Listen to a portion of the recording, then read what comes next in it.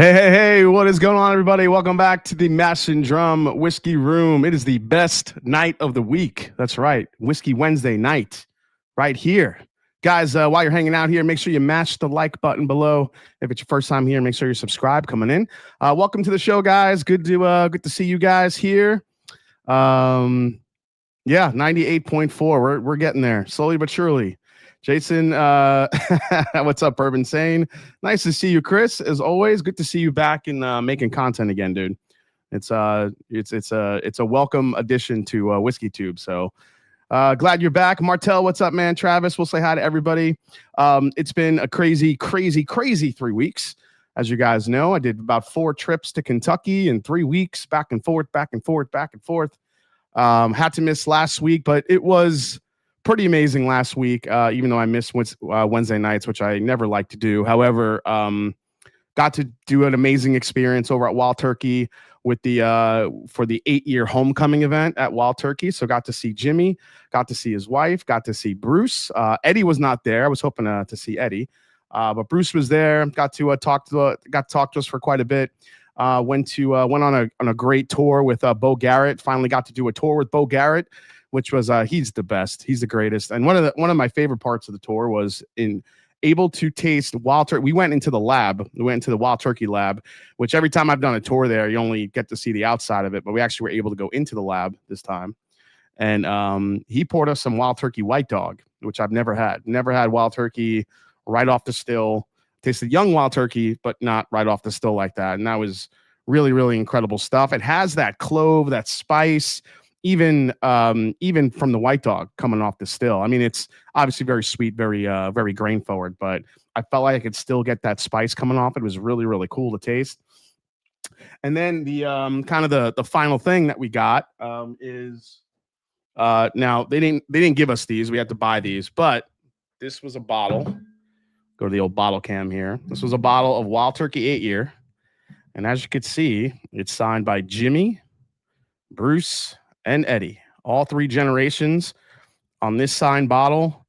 And I am so freaking pumped to have this in my collection. So, oh, there you go. Focus up. I'm spinning it too much.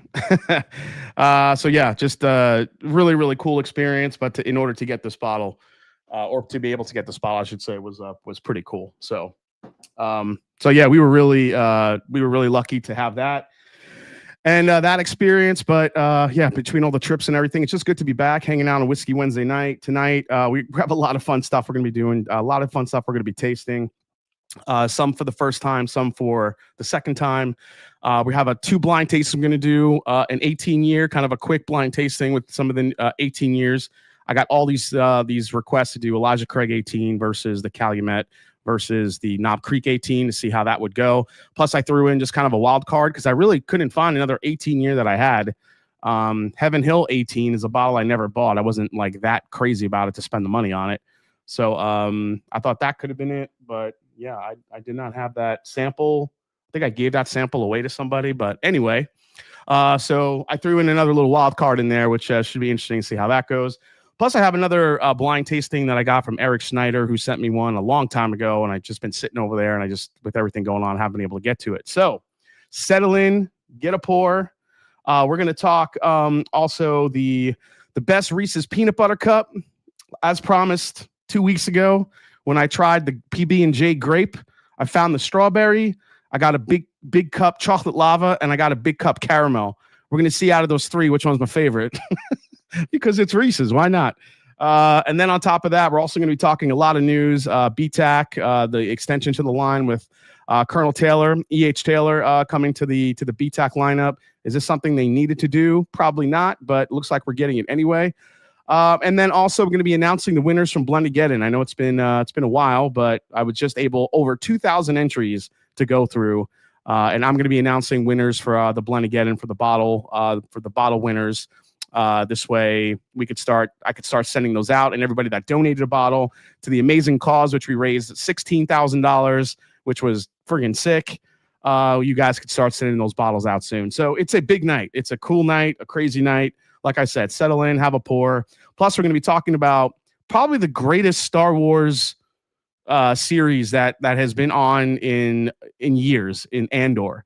I don't know if anybody in the chat is watching that series on Disney, but holy crap, it is dark and it is amazing. So I'm starting off with a little Remis. I just reviewed this. This is the 9-year 107 proof. Figured it'd be a nice little pour to get started with. So cheers. Thanks for coming in tonight. And yeah, we're going to do all the things tonight. Blind the Reese's cups. I don't know if you can exactly blind them because one is clearly strawberry, one is clearly chocolate, and one is caramel. I'm just gonna taste them and see which one I like best. But as always, let's say hi to folks in the chat. We got JG is here, Joey B, Adam Hess is here, Nathan Jorgensen. What is going on? Oh, he's got the yak tonight. He's drinking a little Armagnac. I love it. 96 Milli Man is here. RGSR Inc. is here. What's going on, buddy? The Bourbon Coach. Salute to everyone. Got some 13th century in the Glen tonight. Let's get it on. 4-Leaf Whiskey's here. What is going on, Stacy? Nice to see you as always. Sandeep Chima. Russ L is here. That's me. We got Connoisseur Cigar. Eric is here. What's going on, big man? Michael Speakerman is here. Randall Erickson. Cheers to all you fine bourbon people. We got Roger Reese is here. Roger, you don't happen to be related to the Reese's family, right? If I say I don't like a peanut butter cup tonight, you're not going to be upset, are you? Tim Jurgensen, trying Copper and Cast Cigar Blend tonight, not the Hazmat. Mauricio Pastenes is here. Nice to see you as always, man. We got Josh Fritz. What's up, Fritzy? Top Jimmy. What is going on, you legend? Let's see who else is here. We got Dan Catrone. Anybody ever had anything from Woody Creek Distillers? I can't say I have. We got Big Vic in the house. What is going on? The mama of Amburana is here. Evening, Jason C. James Morgan's in the house. Dustin Bocek is here. Let's see. Joe the Sample Guy. Let's see. We got Tim the Two-Man Taylor is here. Got a celebrity in our midst. Cedar Ridge, the quintessential in the glass. Hell yeah. Travis Robeson. What is going on, Trav? Jason K. What's going on, Cruitt? We got Whiskey Nose. Marty Party is here. Guys, great channel. So subscribe to Whiskey Nose if you haven't yet. James Lay is here with his usual LFG. He just can't wait to get started tonight. Jeff Scion is here. Okay, let's do this. We're doing it. Abrod is here. Eric Sawyer, past Blendedon champion, is among us. What is going on, dude? Sean Holtgrave is here. Let's see. Kenneth Clark. We said hi to Chris from Bourbon Sane. Go subscribe to Bourbon Sane. He's back. Will Tolliver is here. Eddie Martell. What's up? Shout out from Bama. What's going on, Alabama? Nice to see you. Who else is here? We got Big Ed Williams in the house. Rare Breed. Mike Daly. Jamie H is here. What's going on, Jamie? Tommy D says EC18 not worth it at all. So the EC18 that I've only have two of them, and one of them was really underwhelmingly flat, and the other one was actually a pretty decent single barrel. So I put the better one in the blind just to see how it would do. So we'll see what happens. Tim Burke is here, and I'm just going to catch up to the bottom here because there's too many people coming in. So I'll say hi to some other people as we get in there. Won a seal box lottery for the 13 Colony Cast Strength today. Oh damn, Keith. That's a nice little win there. B squared, JD batch 1 in the Glen. I still think that's the best JD one, man. Brad, you got Sugar Lips already? What the hell? How did you get it so fast? I haven't even gotten my bottles yet. Oh man. Well, Brad, let me know how you and Velveeta's are enjoying it. Give me your tasting notes. Appreciate it. Anyone snag an NBC 20 year that didn't go through the Lincoln County process? I don't have. Is that what this one is? No, this is a seal box one. Oh no, this is one. I got this is the Nashville seal box combo that we tasted 2 weeks ago, which is a 20 year. I don't know about the whole Lincoln County process thing because it still did taste pretty dickly from what I remember. So I'm just saying. Brad Tanner, opening it on Mother's Day? You're going to wait? Oh, my God. You're killing me, Smalls. Roger Reese is getting Sugar Lips tomorrow. Oh, my God. You guys are killing me. Oh, we don't even have bottles yet. I just really went higher register there. I'm sorry. Henry Turner, $9.99. Okay, you made me super chat because of Andor. No spoilers, but episode 8 of season 2 is one of the greatest pieces of Star Wars cinema of all time. I put it up there with the great Game of Thrones. Henry Turner, I said the same thing, dude. I said that episode was... It was so intense and emotional and how they filmed it. And oh my gosh, We'll talk about it a little later. I don't want to spoil it for anybody, but dude, it was incredible. Oak and Agave is here. Nashville Mac, Jack 10 tonight. I have 15 already, different ones. I have 15 already. All right, guys. Cheers. Thanks for hanging out tonight. Let's get the palate jump started here. I'm telling you guys, this Remis 9-year is a sneaky little cool bottle. It's good. I didn't think I would like it because it's kind of a heavy toast. So it's not toasted, but it gives you some of those toasted nuances that you kind of expect a little bit. The marshmallow, the chocolate. The thing that saves it for me is it's got this really sneaky spice on the back end to it. And there's this little hint of like a dark fruit right in the mid palate. I was saying like prune or fig or something along those lines, maybe like a black cherry, but there was something a little bit dark on the mid palate, which was really good. So I just think people still, for whatever reason, overlook the Remis. But for this 9-year for $80, it's a pretty good price point. I got some comments like, well, I could buy Knob Creek 9-year for $35. I'm like, all right, dude.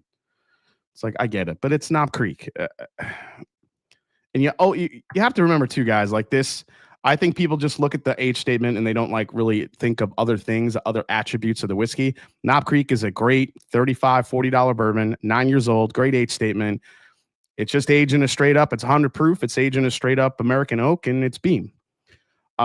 This is MGP at 9 years old as well. However, it uses a Seguin Moreau barrel, which are very expensive. Now, I know a lot of people don't care about that. They just care about what's on the price tag. And I get that part. Plus, it's 107 proof. So there's certain attributes I think that people overlook when they're looking when they're price, when they're price matching and they're price comparing different bottles. And I get that part of it. Sometimes you just want to pay what you want to pay. And I totally get it. But I do think there are some things that people are putting into whiskeys that may drive the price up a little bit. I'm not saying a lot. That can give it a little bit more of an expensive price tag. But, you pay what you want to pay. People still overlook Remis 5 on secondary. Honestly, I know they're all single barrels, but neither of the EC18s I have tried were worth even $80 to me, let alone the $150 price tag. Yeah, Jeff, I've had more mediocre than good. I have one mediocre one. I've tried other mediocre ones. The gooder one, the more gooder one I have is, or I should say the better one I have is actually better. I wouldn't say it's amazing. And the only other one that I've had that I don't even remember where I was. I think I was at a bottle share. Somebody poured an EC18. Is probably the best single barrel I'm ever going to have from EC18. I haven't had another one close to it. So it's a crapshoot, unfortunately. I always tell them how I really feel, Chris. Couldn't agree more on EC18. The bottles I got bad are too oaky. Which one is most gooder? That's what we're doing here. Oh yeah, real quick. So cool story. Contrary to popular belief, when I did the Calumet 17 and 18-year reviews, a lot of people thought that I was, I don't know, kind of nice about the bottles. They thought I should have like ripped them for the price points. Look, I'm never going to rip apart, a whiskey. I'll rip apart your marketing, a la Blue Run and other stuff. But I mean, let's be honest. Calumet is 17 and 18s. They are marketing bottles, 100th centennial, whatever it was. If I had to go back, I probably would say skip the 17 and just pay the extra 100 for the 18 if you have the money to spend on something like that. Because I think the 17 was just a little too much. Anyway, if you guys remember in the review, yes, it's 18 years old. Matt chime in. I mean, what do you expect, dude? Matt, the legend, is here. No,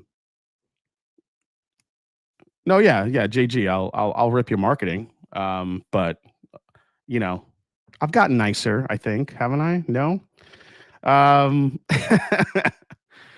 So anyway,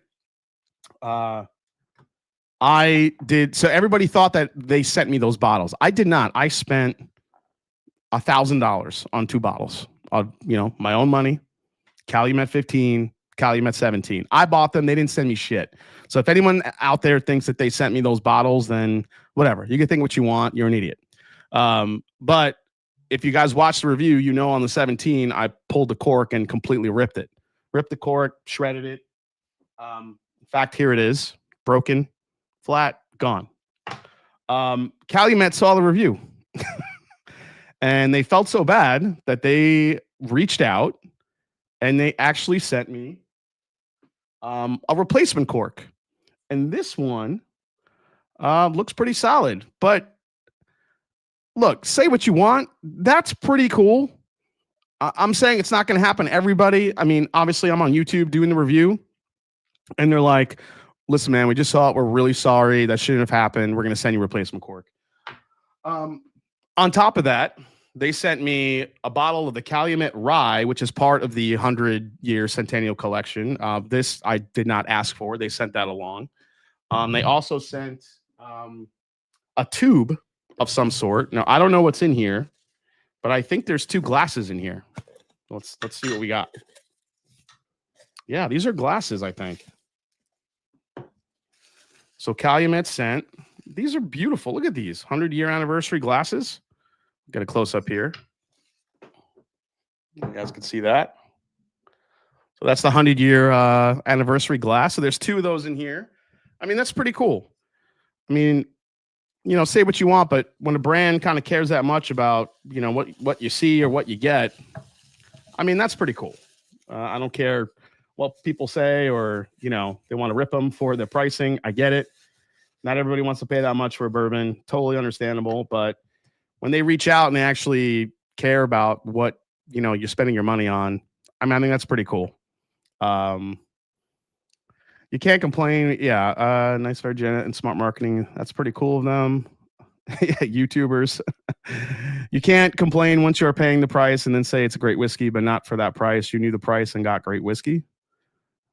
Wait, hold on. You can't complain once you are paying the price and say it's great whiskey, but not for that price. You knew the price and got great whiskey. I wouldn't say it was great whiskey. I think that the 17 is good whiskey. I don't think it's great. I think the 18 is a step up. I still wouldn't say it's, you know, people are like, the Calumet 18, is it better than Russell's 15 or is it better than, you know, George T. Stagg or something like that? No, it's not. But again, people are just price comparing. And I'm trying to like tell people, listen, the bottle is expensive to make, the whole production, whether you care about it or not. It's part of the price point. Does it suck? Yeah. But honestly, I still think that 17-year should have been about $250. I don't think it should have been even near the price point it was. $400? No. I don't care. I don't care how nice that box is. So, oh yeah. And they also sent me a book, like a journal that says Calumet Farm 100 years on it. I mean, what the hell? They kind of went all out. It's pretty cool. So thanks, Calumet. Appreciate it. And now I have a cork that I can replace. All right. So I do want to crack this open, actually. So this is an interesting bourbon that was sent to me. So this is Detroit City Distillery. And before I get on here, is Calumet 18 in the running for Whiskey of the Year? Absolutely not, Josh Fritz. I mean, I'll be interested to see how it opens up and how maybe it does get better, maybe it gets worse. I'll put it in the blind at the end of the year. I don't know if it's going to make it to, I don't know what they're going to do with it, but we'll see exactly how it does in a blind at the end of the year. I don't know. Maybe it does well. We'll see. Bourbon is all about compartmentalizing. Yeah, I guess so. Where's the horse from the decanter, though? Yeah, no horsey top. Have you opened the bottle with the feminine genie offering you your every wish and desire yet? Nope. I've never understood why people get upset when distilleries send reviewers bottles or samples. Start a channel. It's not easy. Cheers, bro. Yeah, I mean, I would say that. Calumet 16 solid for the price compared to the 17. See, I'll still take the 16 or the 15 all day over the 17 at that price point. I don't think it's much better than I don't think the 17 is that much enough of an upgrade over the 14, 15, and 16 to warrant that price jump. again, I understand it comes in a box. It's in a beautiful new square bottle. That's all part of it. But I think that the jump to that price point compared to what you get with the 18 with this big trophy bottle, I think that disparity is a little bit, it's a lot farther than I think they should have priced it. So, all right. So this is from Detroit Whiskey Distillery. This is a barrel proof single barrel honey barrel. Now they sent me this, and again, just being transparent with you guys. And oh my God, the Knicks are catching up to the Celtics. They're only down by 1. Holy crap. All right. Gonna keep an eye on that. Oh my God. Been watching my Knicks. My Mets are playing well. What is happening? It's crazy in New York sports right now. Okay. Detroit City Distillery is a craft spirits producer based in Detroit, Michigan, known for its small batch whiskey, gin, and vodka. Founded in 2012 by 8 childhood friends, including J.P. Jerome, the master distiller. Officially opened his tasting room in Eastern Market in 2014. Okay. This is a honey finished bourbon. It's a collaboration between a nonprofit and Detroit called Bees in the D. Bees in the D. Okay.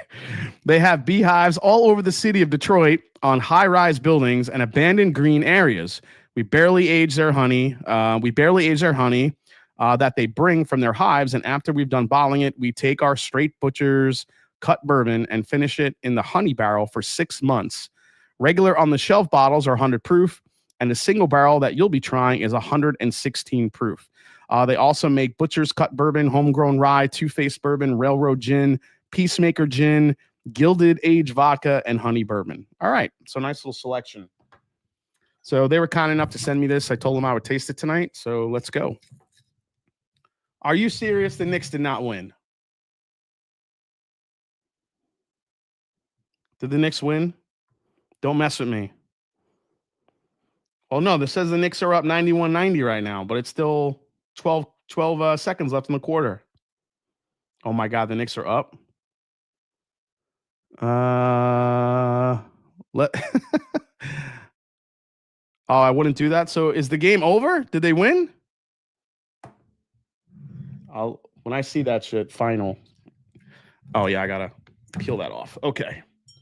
So Detroit, dude, Michigan is has really become just a great state for whiskey.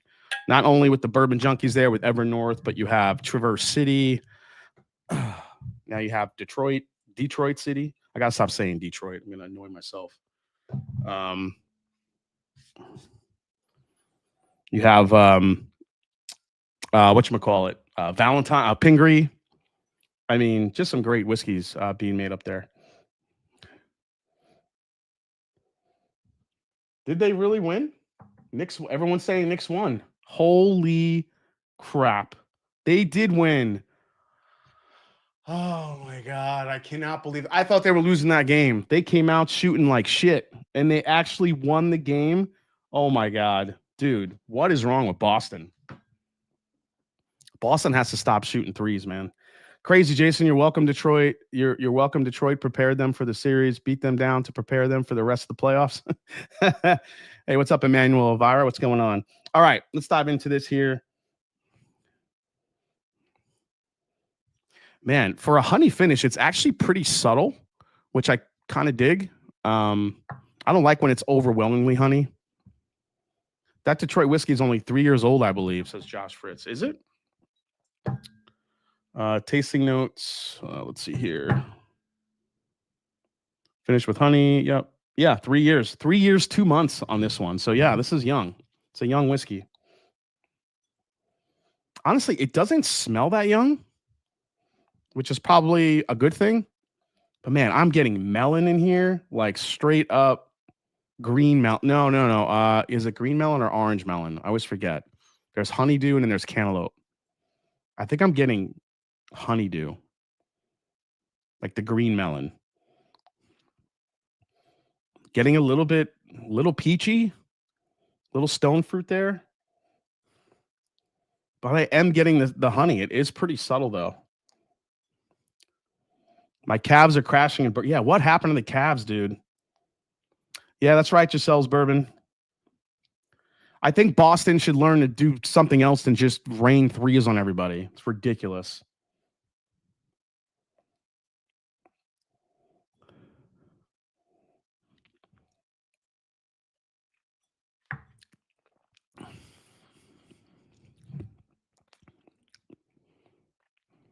Holy shit. You know what? That's actually really nice. For a 3-year, that does not taste 3 years old, unless my palate's just broken right now.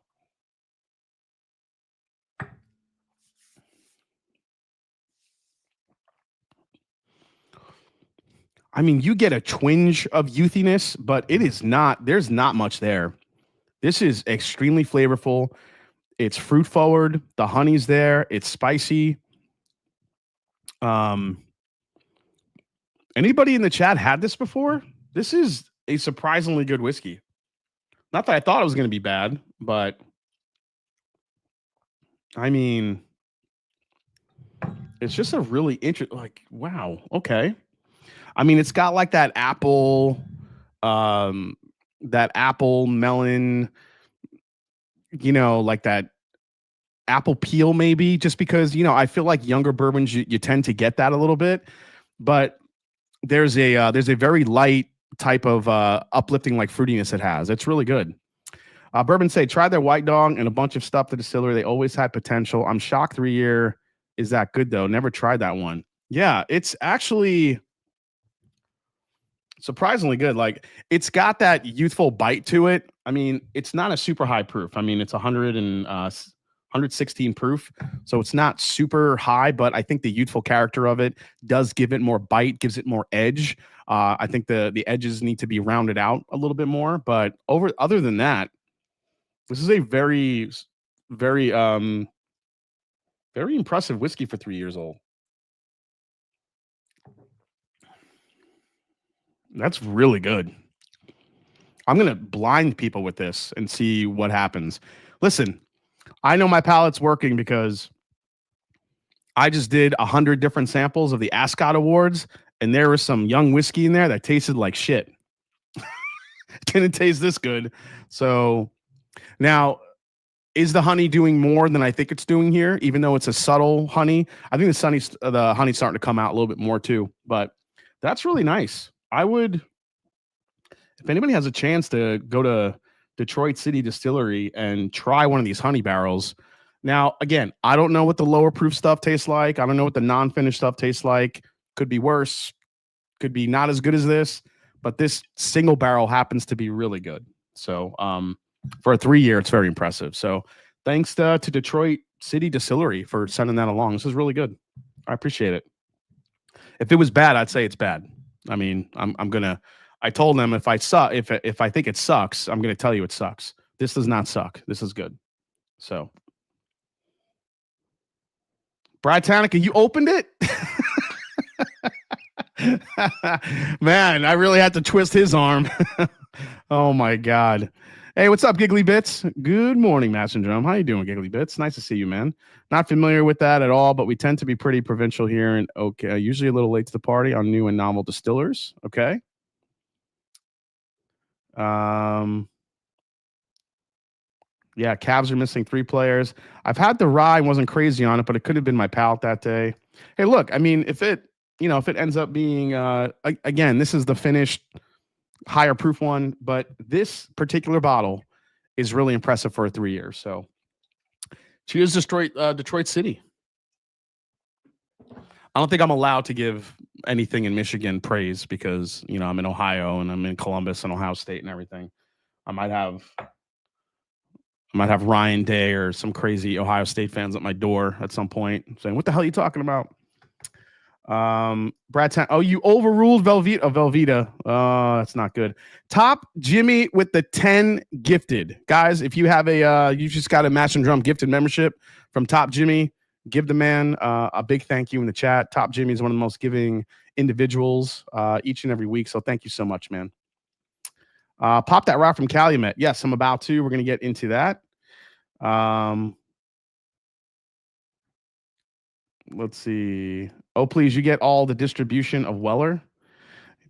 Actually, Chris, I don't know when the last time I bought a Weller was, to be honest. But again, I haven't had to because there's just been so many. Randall Erickson says, you know what? I could do just what you can do, Top Jimmy. Randall Erickson with the 10 gifted Master Drum memberships. Thank you so much, guys. You guys are just in the giving mood tonight. I appreciate it. Thank you guys so much. Whiskey Nose, I'm about to ban your ass. Okay. All right, so this is the Calumet Rye. Again, they sent this to me. I did not ask for this bottle. I did see it on the shelf. I think this bottle's $100. I think if I remember correctly. This is a 100 proof rye, small batch. I don't think it has an age statement. 100 year, 100 proof. It's a 91.9 mash bill. So 91 rye, 9% malted barley. Interesting mash bill. All right, let's give it a go. If anyone wants to look this up and let me know if there is some sort of age statement on this, let me know. Well, 100 year centennial celebration. Not 100 years old, thank God. I think that'd be a little oaky. RGSR Inc. heading to Austin soon with Dallas Buddy to visit Still Austin and Garrison Brothers. He's a huge fan of the latter, and I've not had one yet. I've not found overly earthy. Still should be interesting. Yeah, I mean, yeah, Garrison Brothers is extremely woody. It's earthy. It's in your face. I've had my experience with them has been very hit and miss. Some stuff I can't even stand, and some stuff has been actually like hitters. Like the Cowboy Bourbon is really good. I actually think SLB just did a Cowboy Bourbon. I think I remember seeing the thumbnail, and I think Kurt is wearing like a cowboy hat or something like that. And I think they really loved it. It smacks you in the face, man. It is really, really, really, really in your face whiskey. All right. So for this mash bill, let's see how we do here. Who's it from, you think? I don't know that mash bill, dude. That's 91.9. Unless they source most of their stuff from Barton. So unless Barton is making a 91.9, that just is not in actual distribution, or maybe they source it somewhere else. I'm not sure who's making that. I've seen 91.9 in other types of whiskeys, but not rye. That makes sense. Yeah, probably New Riff. I think New Riff's a good call out. Kind of smells like New Riff. Giggly Bits Fritter, what's the deal with the Remis 9-year?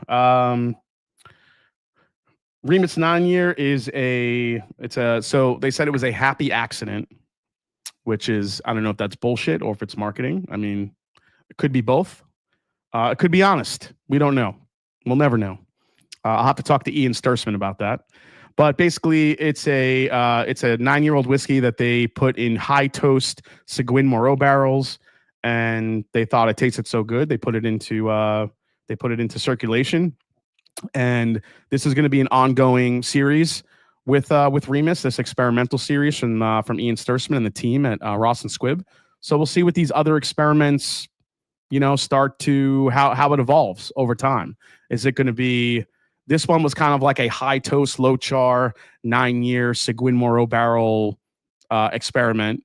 So are we going to see other finishes? Are we going to see other types of barrel chars, different ages? We'll see what happens when it goes along. I just opened my New Riff 8-year bourbon and rye. I like the rye a little better. Both decent juice. Is it like Pursuit Seguin Moreau? Yeah. So the Pursuit, Seguin Moreau, if you guys haven't watched the review, just a quick overview. Seguin Moreau is a Napa Valley cooperage. They make all their barrels by hand. You have a lot of all the cooperages, most cooperages that we know of, like Independent Stave, they have a level of automation to it. Not everything, like every step is by hand. Seguin Moreau is. Every step is by hand. And that costs money. So, a typical Seguin Moreau barrel could be double, triple the price of a regular barrel. And so when you see Seguin Moreau, you could probably count on that whiskey being a little bit more money because the barrels were more expensive. But anytime I've had a Seguin Moreau barrel, it is heavy chocolate, and the sweetness is amped up. Now, I don't know if it's because of now they do season them longer than usual barrels are too, so that's maybe part of the process. There's a lot of intricacies in it that I probably don't know what goes into making those barrels, but that's kind of the quick overview.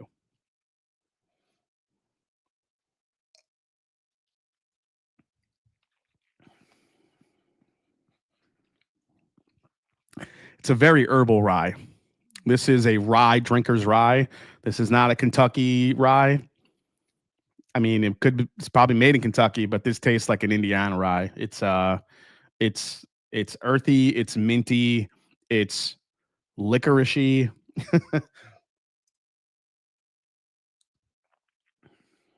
It's like a fennel to it. The brown sugar is starting to come through a little bit, I think, as it opens up. It's an easy sip and rye. Not much spice here.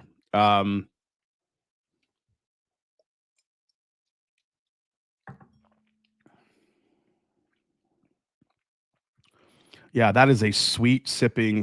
Well, not sweet sipping. It still has some spice. Well, it is a little sweet on the back end. I hate to say the word smooth, but it's a smooth sipping rye. It's got kind of a sneaky, little bit of a long finish on the back end. Is this a $100 rye? In my opinion, I don't think so. But knowing the mash bill, where it's coming from, I do feel like that's probably the best they could price it. So, yeah, I mean, it's a good rye. There's nothing wrong with it, but you have to really like rye here. You have to like those herbal qualities, the mint, the spice, the black pepper, a little bit of the clove, all of it, because that's what this rye is. It's got some sweetness on the back end that it kind of lasts. It does leave a little bit of a peppery finish, but yeah, it's I'm not saying that word, Keith.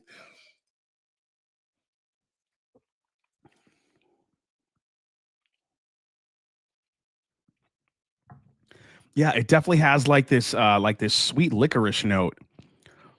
That's really interesting. Let me see. Is it could be like an anise, like a star anise? Maybe like a hint of tobacco on there too, like a I don't know. It's like, does minty tobacco make sense? Because it has like a little bit of an earthy tobacco quality to it, yet it's still pretty minty. But it's a nice rye. It's got some layers to it. I'm curious how this opens up. This could get better. This is a first pour. But I feel like if you're going to spend the money on this, you have to be a rye drinker either way. And I'm not talking about Kentucky rye. I'm not talking about Pikesville, Wild Turkey rye. This is a rye drinker's rye. So if that's your thing, then I would still say try before you buy this one, but you might enjoy this one.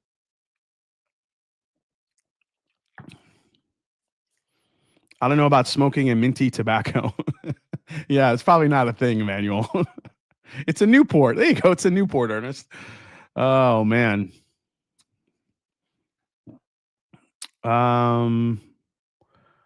Really just comes down to once they were only one difference from when I bought. I lean toward bourbons, but like their rye a tad more. Oh yeah, you were talking about the New Riff, the 8-year ryes. Yeah, both New Riff 8 years. Whether you like the rye or the bourbon, I think are two of the most underrated bottles on the market. That is, both of them are very underrated. I don't think people talk enough about how good the New Riff 8-year is. It's such a good layered bourbon for the price, and I think people overlook it. Why? I don't know. Because it's New Riff. Because people don't want to. I don't know. People don't want to buy new. I don't get it. It's a very, very good bourbon, especially for the price point. So, if you've been sleeping on the New Riff 8-year, wake up.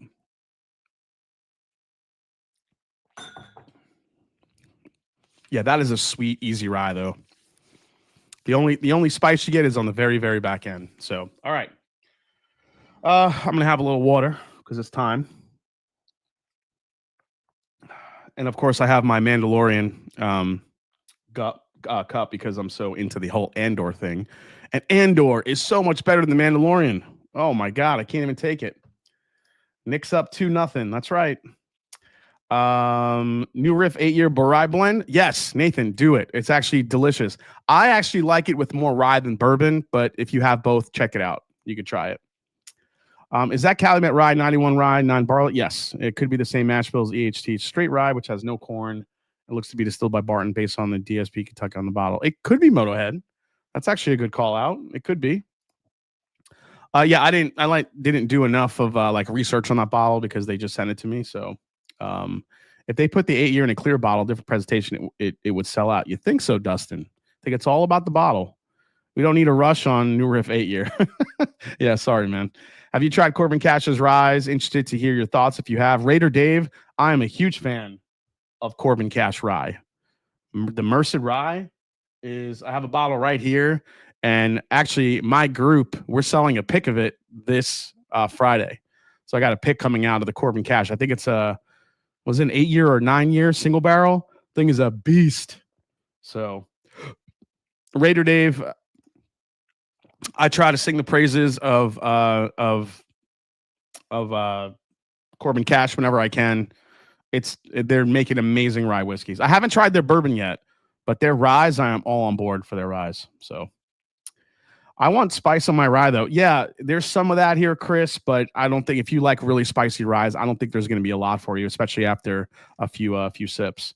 ADHD whiskey. Forgot to ask you how your Ascot samples were this year. I got all crafts up this year, crazy highs and even crazier lows. ADHD, I had a good chunk of craft.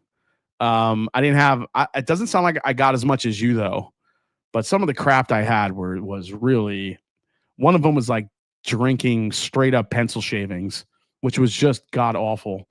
It was drying. It was like I've just never drank lead before like that. Like it just felt so awful. I got some flavored whiskeys on the back end, like a salted caramel one. Oh my God, it was just all over the place. I got a lot of crazy shit, man. But I did get I got a huge stretch of 100 proof bourbons. I'm sorry, not 100 proof. It was what was it? 4 to 5 year, or one. What was the category? It was like 5 to 6 year bourbons. Oh yeah, that was the category, 100 straight whiskeys. I just got like a whole category of straight whiskeys that were under like 8 or 7 years old. I got a bunch of those. Some of those were very good. Some of them were god awful. So yeah, man, it's a mixed bag. And here's the thing about the Ascots too that's tough is like they just put these things in a random order. So you can get like the proofs vary. So you'll get something that's like 90 proof, and then the next one will be like 120 proof. And then the one after that will be like back to 95 proof. And then the next one could be 100, 107 proof. The proofs all over the place just really mess with your palate. So you really have to take your time.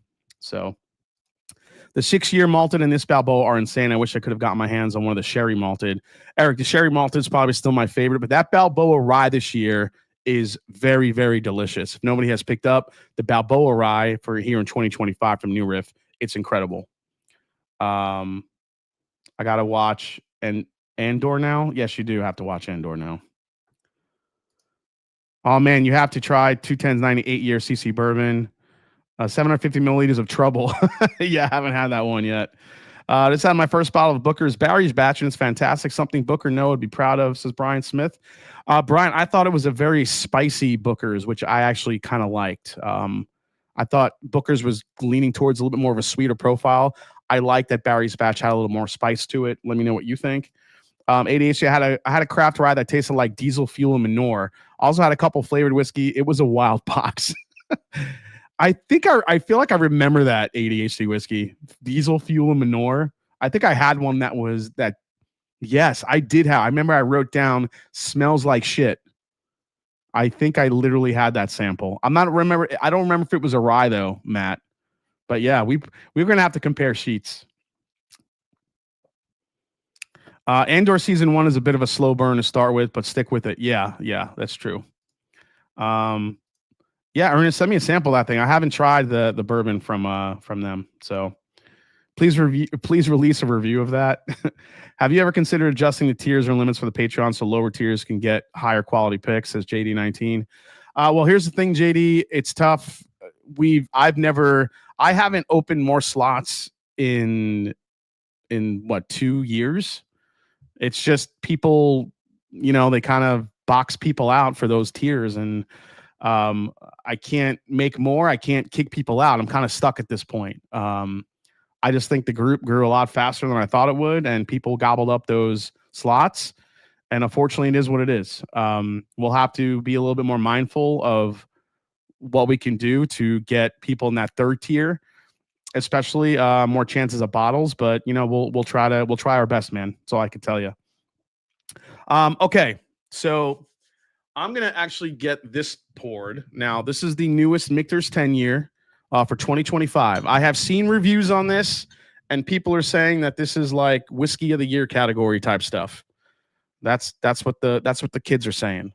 Now, interestingly enough, Michter's was sending me these each and every year, but they did not send me one of these this year. So I bought this, and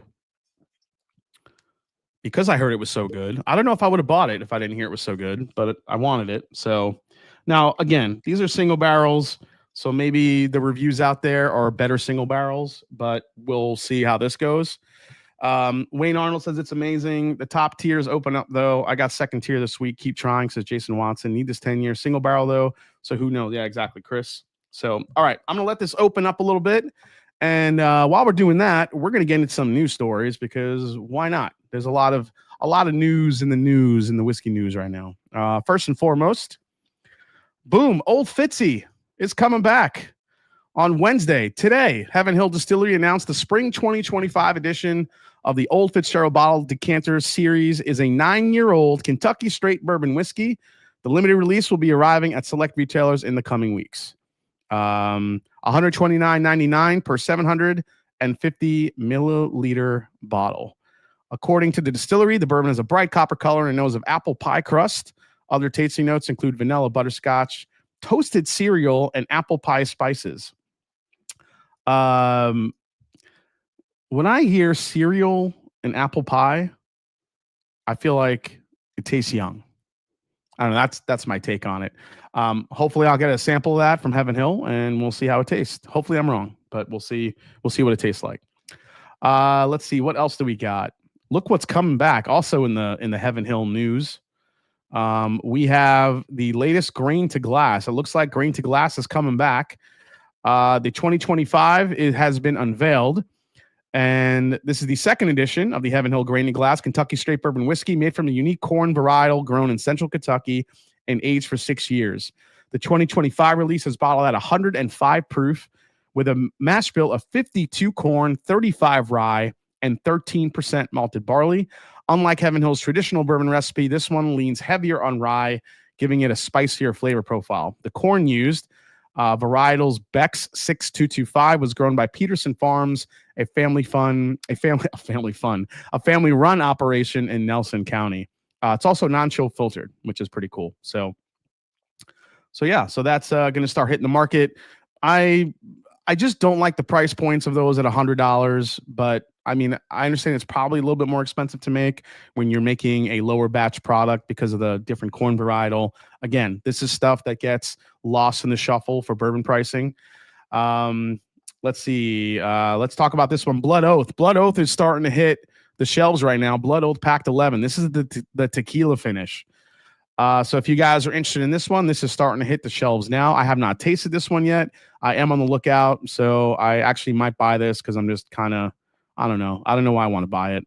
I was with Sean from the Bourbon Junkies in Heaven Hill at Heaven Hill in Kentucky when we were there for the Alec Bradley event.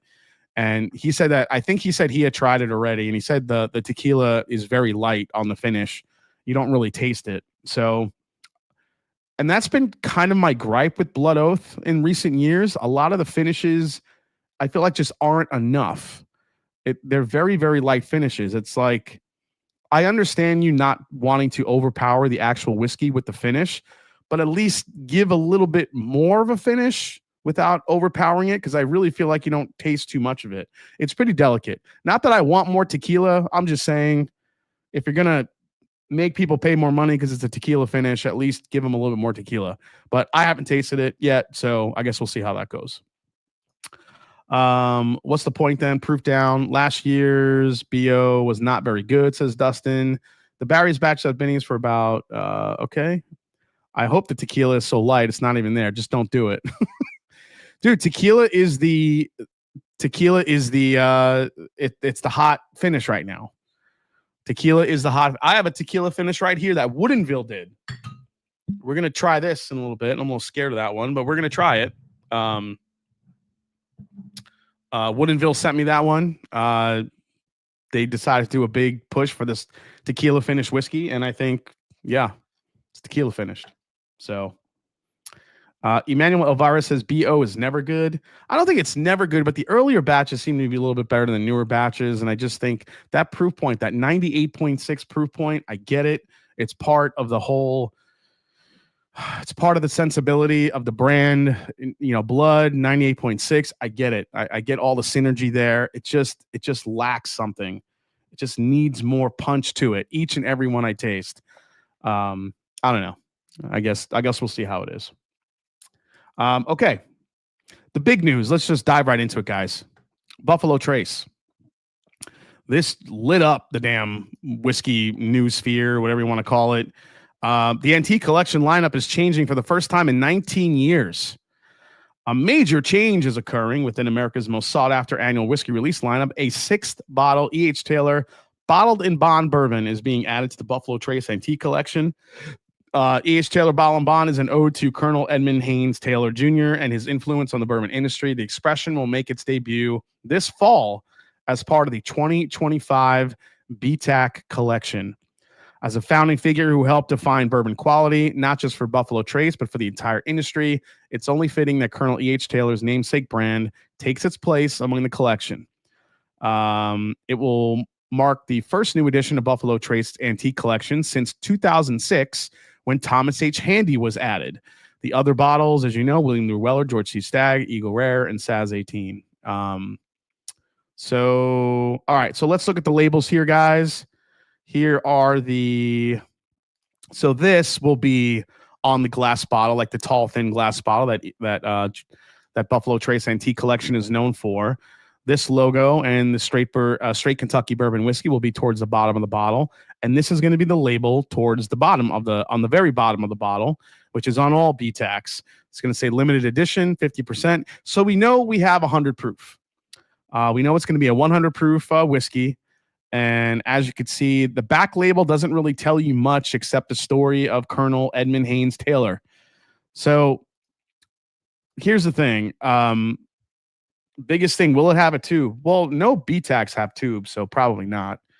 It might be wrapped in like that fancy paper that you see, I think. But I do think that we're going to see a high H statement on it, if anything. Most, even though we don't have an H statement as of right now, most of the Buffalo Trace Antique Collection releases all have high ages. You have 18, aside from the Thomas H. Handy, which is a 6-year. But everything else, 18-year, 17-year, William Llewellyn and George T. Stagg are generally 14, 15, 16 years old, in that realm. So now you're going to have Colonel Taylor. I think for people to get interested, they really need to bring a decent age statement to it. Otherwise, for a 100 proof bottle and bond bourbon, I don't know. I kind of saw this, and I think in the beginning I got really excited, but then I thought about it, and I'm like, well, at 100 proof, how good can this be, even at a higher age? And then I was thinking, have we ever gotten a chance to try a Mash Bill 1 product aside from the Buffalo Trace Antique Collection? Follow me here. Aside from the Buffalo Trace Antique Collection, where Mash Bill 1 was a high age. And when I say high age, I'm talking 8-9 years plus. Like, think about it. You have Benchmark. That's not a high age. Regular Colonel Taylor is said to be 4 to 5 years. Maybe 6 if we're lucky. Stagg is said to be 6 to 7, maybe 8 years. So you have maybe a little bit of age there, but it's hard to tell. I'm talking about Stagg Jr., obviously, not George T. Stagg. Regular Buffalo Trace, but still, you're talking about 90 proof. So when you kind of think about the different Mash Bill 1s that are out there, there hasn't really been a chance to try Mash Bill 1 at a super high age other than what we're going to get here. So I really feel like the only way to do it is to, ER17. Yeah, Nathan, but I'm saying besides Antique Collection. Outside of Antique Collection, what is there that we could have tasted at a high age? Buffalo Trace Mash Bill #1. The only things that I could think of were the Charter Oak releases. Charter Oak, the French Oak one, apparently uses 12-year-old Mash Bill 1, which is 90 proof. However, it's French oaked. So those Charter Oaks might be the only sort of examples we have to get a sense of what a higher aged Colonel Taylor 100 proof BTAC release could taste like. So ER picks 11 years old. Sam, that's a good point. I've never had one, so if there have been ones that have been that high, then yeah, you're lucky if you've gotten to try that. I've never gotten to try one at those. Yeah, so we do have ER12 coming this year, Mash Bill 1, but that's 95 proof, 93 proof, 94 proof, whatever that proof's going to look like. So that will end up being the closest thing we're going to get, unless Colonel Taylor, they're like, you know what, we're going to make this like 13, 14 years old. Then you're looking to separate itself from the pack. Now, if they just bring out some 10-year Colonel Taylor 100 proof, throw it in a Buffalo Trace Antique Collection bottle, I think a lot of people are going to be disappointed and see it as more of a money grab. But listen, Buffalo Trace knows how to sell their historical figures better than anyone. So we'll see what happens. I think it's gonna end up being a pretty high age. I think it's gonna be at least 10 plus, and we'll see what happens when we get there. But yeah, Dane Enley, sorry, it'll be at least 10 years old, probably 12 to 15, possibly 18 or 19, like OFC. So yeah, Dane. So that gets into the question: do you want to kind of, make your way into your other big offerings? I guess we'll see what happens. I still think it's going to be into that 10 to 15 year range. I'd be surprised if it was less or more than that. So we'll see. Yeah, everything Sazerac does, it's not so much a money grab. It's just they're just going to make money. Whatever Buffalo Trace does makes money. It doesn't matter. I do, however, wish Buffalo Trace would concentrate on getting more stuff out to the market rather than coming out with all these special releases that we hear about all the time. It's annoying. It's like just getting like ridiculous now. It's like a big announcement from Buffalo Trace. We're now releasing Weller Single Barrel or Daniel Weller or this $5,000 bottle. It's like, guys, I get it, but I think all people want is more of the stuff to hit the shelf. That's it. Like, just do that maybe a little bit more, and maybe more people will be happy, unless maybe they are increasing production and it's just selling faster than we see it. Who knows? I know we've been saying it for 7 years and it still hasn't happened yet. So hopefully. What's up, Christian? There's nothing wrong with making money. Absolutely. Nothing wrong with making money. Weller 18 is still coming. That's right. We're going to get a Weller 18 this year. That's probably going to be what's the over under on the price point for that, guys? Weller 18. What do you think? I think we're going to see it at, oh my God, the nose on this is fantastic. Okay. I think we're going to see that at 5,000, 4,000, maybe 1,000. I don't know. 500. Yeah, Millennium was 10K. So it's hard to figure out. But Daniel Weller was 500. So I mean, it's all over the place. Well, we'll see what kind of box it comes in. I have a feeling it's going to be one of those crazy fancy boxes that lights up. The disco ball comes down. It lights up your bourbon whiskey room. Freaking butterflies fly out of it. It farts bubbles, like all this shit that the box is going to do. It just freaking throws money back at you, but it's fake money with like Buffalo Trace with like Colonel Taylor's like head on it. Like, hi, here's some more money. There's some of your money back. Fake. No, sorry. That's not real money. Haha, fooled you. But thanks for paying 10 grand for this big fancy box. Yeah, that's what's going to happen. Okay. All right. I'm going to get off my soapbox here. All right, let's get into some new labels here real quick. First and foremost, Benchmark. Speaking of rye, Benchmark is making a rye. Look at that, 100 proof rye. Maybe this is the maybe this is a 91.9 benchmark rye. Who knows? I guess we'll find out. 100 proof benchmark rye. Didn't know we needed a benchmark rye, but it looks like we're going to get a nice cheap rye to add to the shelf here. Lux Row is adding a VIP barrel cast strength for the Lux Row gift shop. Now, it says only 5 years old. Not really sure what VIP barrel means. I guess we'll find out as we get closer. I'm guessing VIP barrel is a barrel that's selected by a VIP and then ends up being in the gift shop that you can buy. So I guess that's my first inclination. Frey Ranch with the malted grain series coming in. Frey Ranch aged for 6 years, 1 month. Looks like 100 proof. Single barrel quad malt. Looks like they're having some fun playing with some American single malt over at Frey Ranch. They just dropped the new Remis Gatsby label, 15 years old. But I think if you look towards the bottom, you could see that it's going to be over 100 proof this year, which is a nice little bump up in the proof. Usually these are below 100 proof. But now that this year it could be over 100 proof, we'll see how it tastes. These are usually pretty oaky, pretty cherry forward. We'll see how that one turns out. Watershed right here in Columbus, Ohio is coming out with their fall finishing series. Looks like age 6 years. Obviously, this will be out in the fall. It's finished in toasted oak barrels because that's what the world needs, another toasted whiskey. And age 10 years, Sagamore Rye. I'm very, very excited for this. We've gotten an 8-year, we got a 9-year last year, and now it looks like they're upping the game with a 10-year release out of Sagamore. Their stuff is just getting better and better and better. So there you go. All right, guys. That's it for the news. No rant for Calumet, but Buffalo Trace gets it. So here's the thing with the Cal. I'm not going to keep going on Calumet, but Calumet took after the 16 year, we thought 17 was going to be last year, and then it come out this year and all this stuff. I don't know. I know Calumet to me just is one of those brands that we're just going to see high age releases from them. They're probably going to be expensive, and it is what it is. We look forward to the Sag 10. The 9-year was fantastic. Sagamore, somebody. Has anyone here had the Sagamore Cognac finish? Is it good? I've had the Sagamore Cognac. I thought it was delicious. At least the one I had. Man, the nose on this Michter's 10-year is fantastic. It is all oak and cherry.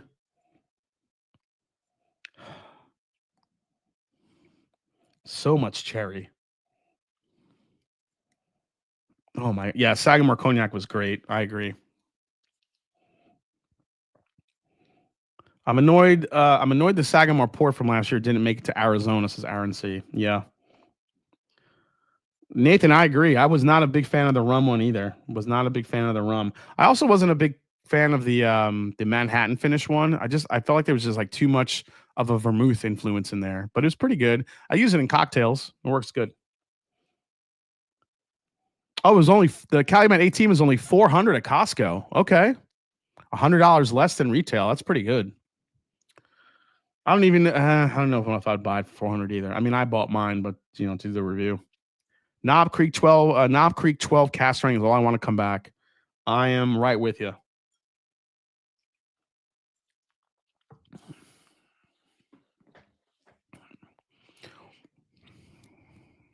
Oh man. Okay. I just wish it had a finish. It just dies. It just dies on the back of the palate. I mean, 98 proof. Or 96 proof. I always forget. 94 proof. I think that says 94. Yeah, 94 freaking proof. Oh my gosh. The finish just dies on it.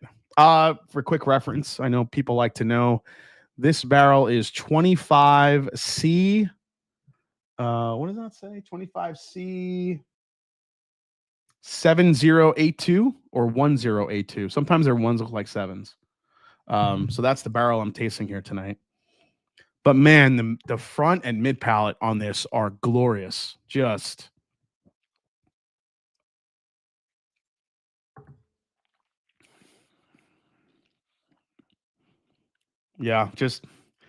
I know, Wayne, you're saying take a second sip.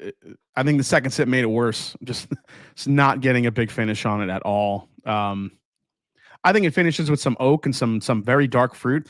This thing is loaded with dark fruit flavor, which is what is incredible about it. It's got the oak, it's got the age, but the dark fruit notes on here are insane. They are all over the place. I mean, you get everything from the cherry is there, obviously, the dark cherry, but once you get into like more of a, I could probably make a case for like a blackberry. Where's ADHD whiskey? Blueberries. Maybe there's some of that going on in there. Definitely like a hint of molasses. It's almost like a blackberry infused molasses is what I'm tasting in this. It's very dark. It's very rich. Just the finish on this one just dies. And it just sucks when it does that. But man, I love the fruits in here. The cherry, the blackberry, all of it. A little bit of chocolate too, starting to hit. Yeah, it just dies out, unfortunately.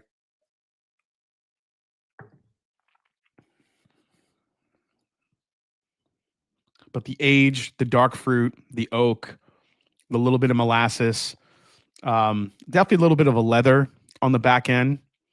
There is some nice flavor on the finish, but it just doesn't give you like that lingering spice that I like on a whiskey. But there is some flavor towards the back of the palate. I don't know if I would classify it as a finish. It does happen on the back end, but it doesn't really linger. And I think that's my gripe with it. But overall, this is a very good Michter's 10-year. It's not 2023 level, I'll say that, but it is pretty damn good. So Michter's 10 years are going for what? 200, 2.25 these days, 200, 2.25. Pretty pricey. Maybe it's actually got a little bit of a sneaky finish here on the back end. I grabbed an alleged buffalo turkey today. Tastes a lot like Discovery 12. Is it possible some of that stuff was bought by Bardstown? It's very possible, Rod. Yeah, maybe, because the mash bill would be the same. It's very possible for sure. 240. Old Forester single barrel was better than the M10 for me, says Kyle C. Old Forester single barrel. So like a pick? Because Kyle C, if you're saying the single barrels that are barrel proof, those things could get like 130 proof. That's not even you can't even compare those two. Now, if you're saying 100 proof single barrel, maybe I could get in line a little bit more with that one, but you can't compare the barrel strength Old Forester to this. It's just not going to even, it's not even the same. Oh, Black Label. Okay. Yeah. 100 proof. Yes. I could see people leaning towards that a little bit more.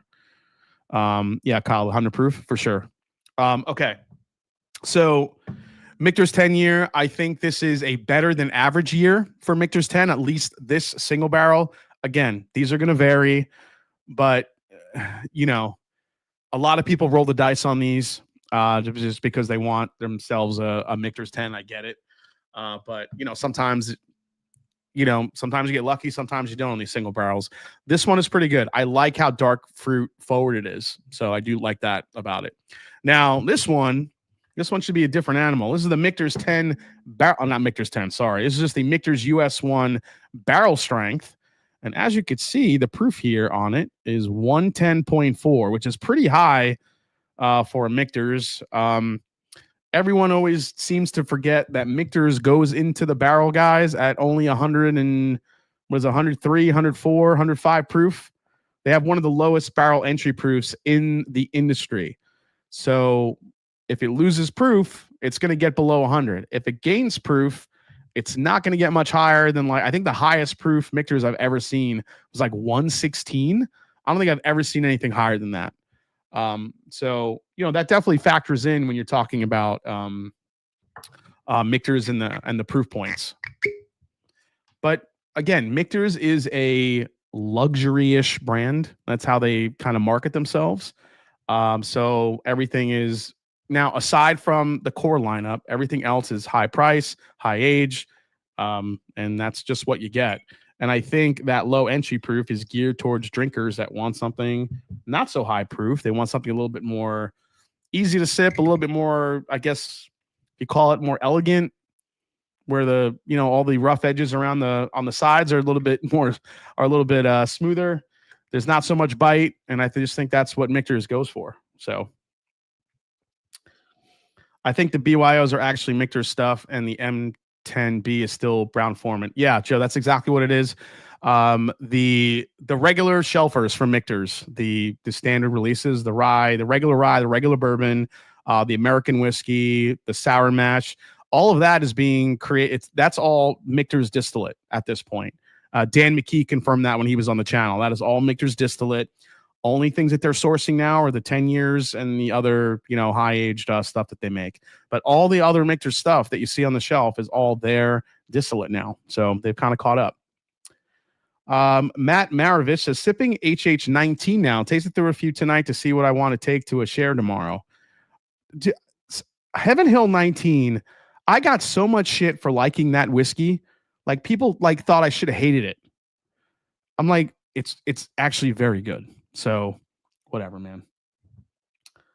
It's like people, like, if God forbid I like a whiskey that's a high price, it's like the end of the world. Listen, I don't price it. I just taste it. I thought for a wheat whiskey, the Heaven Hill 19 was very, very impressive. I've never had a wheat whiskey like that. So I don't know. It is what it is. I liked it so much I bought one when I was at Heaven Hill.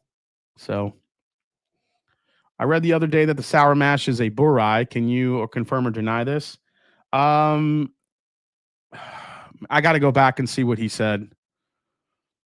What the sour mash is. Not allowed. We scored at HH19 SRP and waiting until our anniversary to crack it open, says Jamie H. Very nice. Local stores of Buckner's 15. Buffalo turkey be coming in. Looking forward to this, as I haven't had anything buffalo turkey yet. Buffalo turkey is everywhere on the secondary right now. The everyone is selling this shit. Like, what happened all of a sudden? Buffalo turkey has been out there for a little while now, but like most recently in the last several weeks, every single buffalo turkey product is being put on secondary, from prices from $425 all the way to like $1,000 for some of this shit. What is happening with the buffalo turkey? I don't understand it. Cracked open in Knob Creek 18, paid $159. Amazing on the nose. Oldest whiskey to date I've tried. Yeah, the Knob Creek 18 is pretty good. We'll see how it does in the blind here in a little bit. Heaven Hill Bottle Your Own 14-year wheat whiskey is one of the best whiskeys I own, so I could see Jason liking the 19-year wheat whiskey for sure. $1,600 for a 146 proof one. Dude, that's nuts. Was hoping the Bourbon Deluxe 16-year would sit for a while. See, but here's the thing, Aaron. I actually prefer the 8-year Bourbon Deluxe over the 16-year Bourbon Deluxe. I don't want to get into all this buffalo turkey crap again. I feel like I've beat it to death. But look, there's a lot of very mediocre buffalo turkey out there. Do not pay exorbitant prices for buffalo turkey without tasting it first. There are a lot of shit barrels that are out there for buffalo turkey that people are putting on the secondary market. They are flat. They are uninteresting. It has a nice age to it, but that's bullshit. Now, I could see the higher proof ones going for a lot of money, because when you see 15, 16-year-old buffalo turkey for like, 130 something proof, I get it. I get like the hazmat ones. People are going to buy that regardless. But don't just go half-cocked, just like trying to freaking buy up all the buffalo turkey without tasting it. Most of the barrels are mediocre. There are some special ones out there, but there are a lot of flat, mediocre barrels, which is why Wild Turkey didn't want that shit. So just telling you, it's like I said, it's a cool, weird, Frankenstein-y whiskey that hit the market, but a lot of them suck. Unless you know the pallets that are picking them or where you're getting the barrels from. If you know the group that picked it, that has great other picks, then fine, spend the money on it. But don't just go blind buying someone's bottle of it because you feel you need one in your collection. You don't have any Buffalo Trace, because chances are it could be kind of flat and kind of sucky. So I'm just saying. Some taste like they ain't have a home to go to age properly. Sugar Lips and Stag 24D is a good double base, as Britannica. The obsession with hazmat is the dumbest thing in bourbon. Got my first 8-year Turkey 101. Will be putting up against the 70 tomorrow initial. I like that new 8-year 101, says Wayne Arnold. Wayne, it's got a lot more spice to it. I'll say that. Should have told me that last week before I paid $3.30. Appalachian Bourbon Society says some are good and some are not, just like all single barrels. Exactly. But it just kind of kills me that so many people out there just picking the barrels to pick barrels. And, you know, we just released our 2 barrels for our group. One was called Sugar Lifts. One was called Sweet 16. The Sweet 16 was the old almost hazmat one. Only had like 70 bottles of that. And I guarantee that we're going to see that on secondary somewhere. Somebody in our group that bought it is going to put it on secondary or unicorn auctions. Just because we've been seeing a lot of our picks on unicorn auctions lately, which really sucks. I don't know what asshole is doing that, but if you're watching, asshole, and you're buying our picks and putting them on unicorn, stop buying our picks and just let the actual members buy them. So thank you so much, dickhead.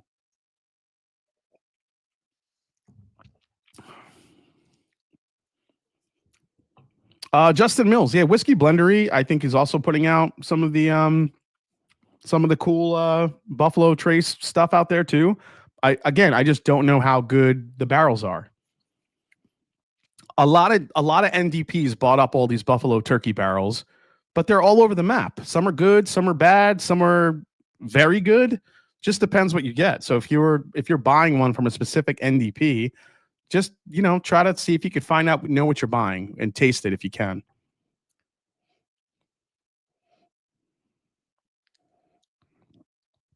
All right, this Michter's barrel proof. This thing has some punch, even at 110 proof. So it definitely smells a lot younger. This is an old whiskey coming off that 10-year. Nick Foles just tuning in. What's your thoughts on E.H. Taylor Antique? We just went through that whole thing, Nick. I'm not going to reiterate it. You can scan back and read it. I showed it on the screen. You could kind of get my thoughts.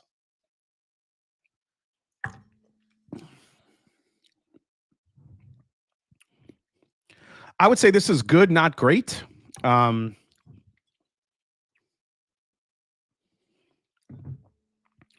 It definitely has more punch. I just wish it had a little bit more depth of flavor to it. It just feels like a Michter's US 1 at a higher proof. I mean, that's what it tastes like.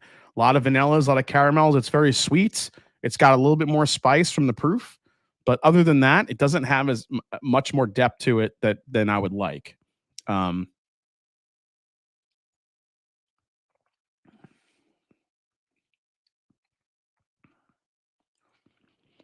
little bit of ethanol on the back end. A little bit of almond, I would say, too. A little bit of an almond cookie note on the very back end of it, too. But yeah, this is basically vanilla ice cream with caramel syrup on it, topped with a vanilla cookie with some spice. That's what this tastes like, which is not a bad thing at all. It actually tastes really good. But I just wish the barrel strength had maybe a little bit more age, a little bit more depth to it, so we can really get like the full brunt of, like, you know, a Michter's 8 or 9 year or even a 10 year at cast strength. What does that taste like? That's what I want to taste. I just don't think we're going to get that here. 10-year plus barrel strength blend. Yeah, sure. I'll do that. Okay. Was this the 10-year? Yeah, this is the 10-year. All right, yeah, let's blend it. Let's see what it does.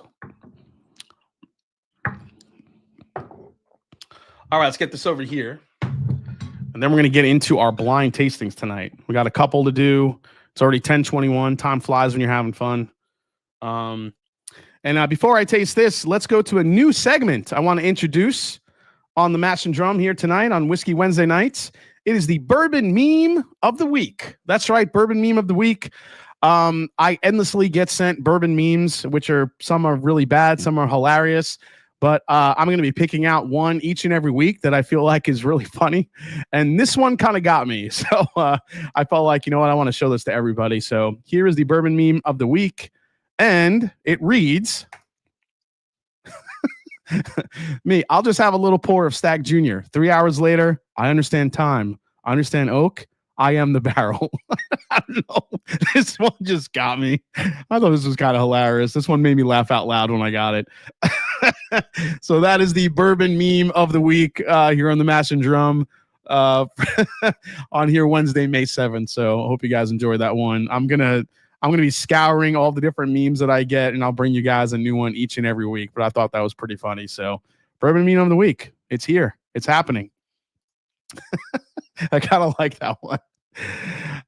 Curious on thoughts on older Michters. It's sourced, right? What about older age, age-stated Willett family estate low proofs? Any chance same source? Any input? Says Matt Maravich. So the prevailing theory is that Michter's sources from Brown-Forman, which makes sense. They think they thinking it's the early times mash bill that Old Forester still does distill, even though Buffalo Trace or Owens or Sazerac, whatever you want to call it, is releasing early time. So if you could follow that logic, you have Michter's that sources from Brown-Forman. When Brown-Forman sold early times to Sazerac, they didn't give up the rights to still distill that mash bill. It's a different mash bill than the typical Old Forester mash bill. So early times, it's still being distilled at Old Forester. This is why we're still getting King Kentucky and other releases as we go along. So the theory is that Michter's is using the early times mash bill. They're just putting it in at a very, very low entry proof, or that's where they're sourcing it from. Now, on top of that, when you're talking about Willett family estate, Willett is really hard for me. I just haven't had enough Willets, but I could tell you that Willets, especially back in the 80s and 90s when nobody was drinking bourbon, they sourced a ton of shit. So a lot of it was Heaven Hill. There's other stuff that's kind of mixed in there. But the older age stated Willett family estate low proofers, they could be coming from Old Forester from early times. I know a lot of the stuff that they were releasing were Heaven Hill, and there's some other sources in there as well. It's just hard to tell. They sourced so many casks at the time, and that's really what made Willett so popular so fast. What's the most experienced bourbon you bought? I'm guessing you meant expensive. Most expensive bourbon I bought was like over $2,000. It was a pre-prohibition bottle. Yeah, South Park never fails. The creme fraiche episode is one of the all-time best episodes, along with the Kanye fish sticks. How was the Raven? Dude, the Raven release from Take is amazing. I think, honestly, this is one of the best releases I've had this year. It's that good. He did a killer job blending it. So I went at high age early times. I want a high age early times Kentucky whiskey. So King of Kentucky. That's the blend. Wow, the blend is weird. It kind of went very almond. Like that almond note I was getting on just the barrel strength, it got really almond forward with the cherry, like a cherry almond, cherry Garcia ice cream. That's what it tastes like. But I'm not really getting a bigger finish on it, even with the barrel strength added. Maybe it needs more barrel strength rather than the 10-year to kind of even that out. Oh, used oak, guys. Got it. Used oak. Bufurky, how would you rate it? The Vincent Fraser. How would I rate what? Vincent. Early times is a bourbon, ball and bond, but good to know because I acquired one. I had a pour a few years ago and it was amazing. Oh, shit, Aaron. Okay. That sounds cool. We have 441 people watching. Guys, please, if you can, while you're here, just please hit that like button. Really appreciate it. Helps the channel, helps the algorithms and all that stuff. So I appreciate that, man. Thanks, guys. At least the brand they sold. Okay, let's get into this blind real quick. Oh, excuse me, because we got to get the Reese's Pieces in here later. We might go a little over time, guys, just because we have some catching up to do. So I'm going to mix these up. Now, in this blind, I have Knob Creek 18, Elijah Craig 18, Calumet 18, and I have another one that was thrown in here, and we'll see how it does. It's not an 18-year-old, but I will say it's older, and we'll see how it does. The expensive whiskey you bought. Oh, I haven't opened it yet, Vince. So I don't know. I haven't opened it. I tried one a while back, which is why I bought it. but I don't know if the bottle I got actually tastes good or not. So it was an expensive gamble.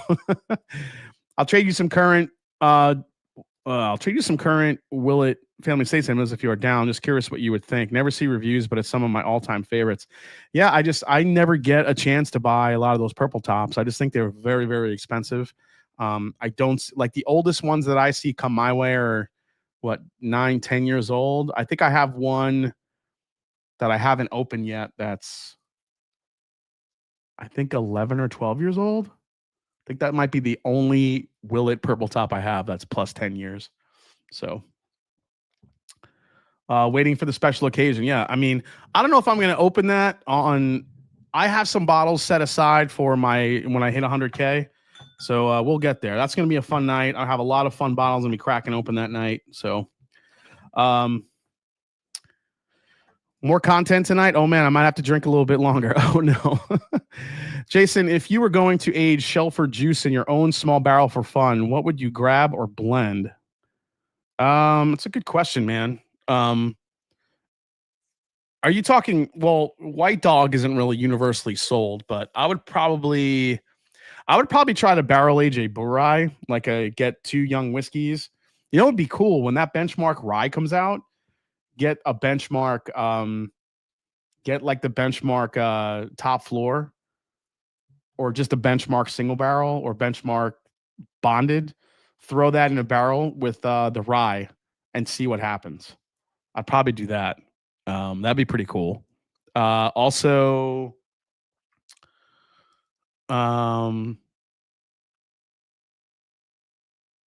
what else? Oh, Michter's American would be kind of cool to double oak and see what would happen.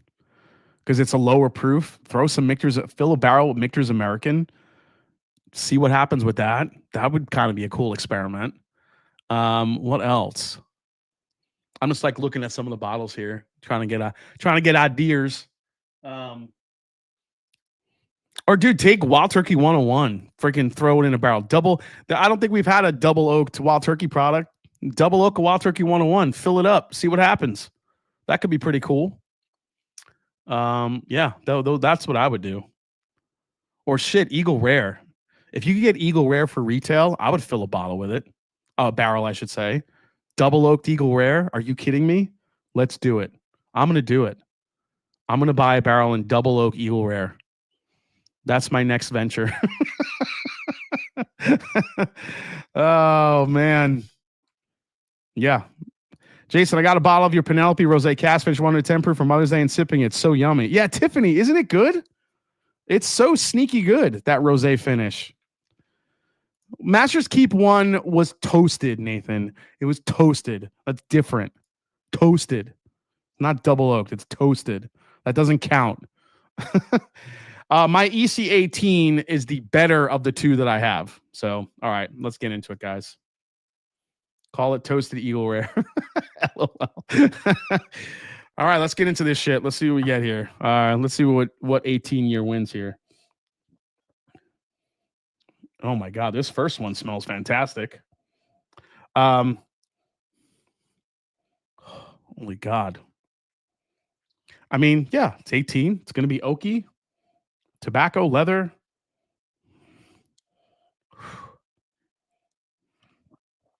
Man, burnt brown sugar.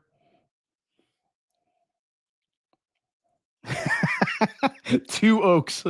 Call it Toasted Eagle Rare. Oh my God, we're gonna get it. Yeah, you can't get it for retail. Good try. Is this batch 3 of? No, this is actually batch 1 of KC18 that I had. I pulled that old bottle out. All right, let's try this one here.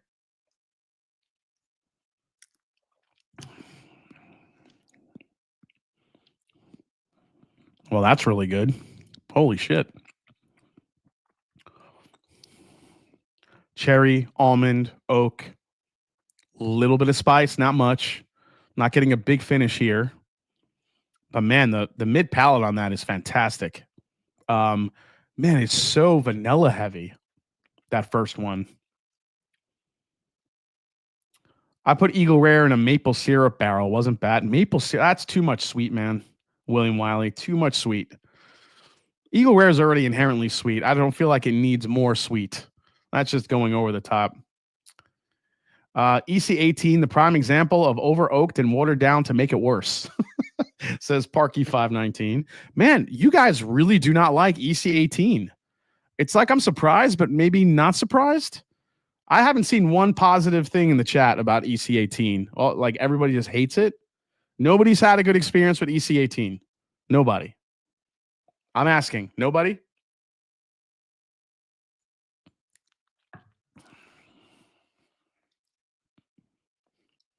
Dude, the first one's really good.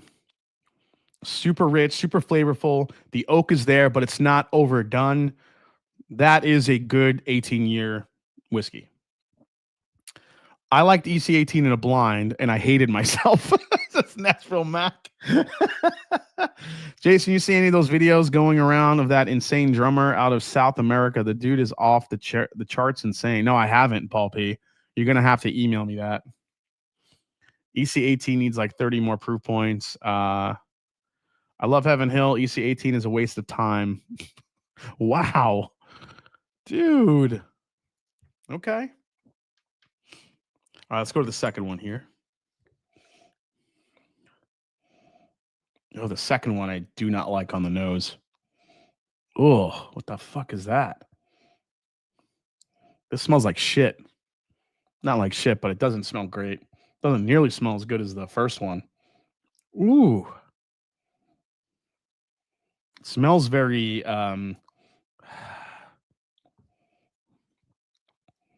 like it's like a cardboard, like a wet cardboard note on here, which sometimes older whiskeys can get. Excuse me, can get.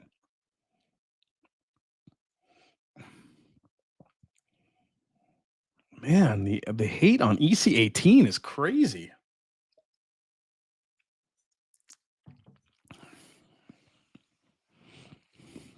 Oh, it's pretty good on the palate though. Okay. Dude, WC18 is my must-have. WC? What's WC? WC18.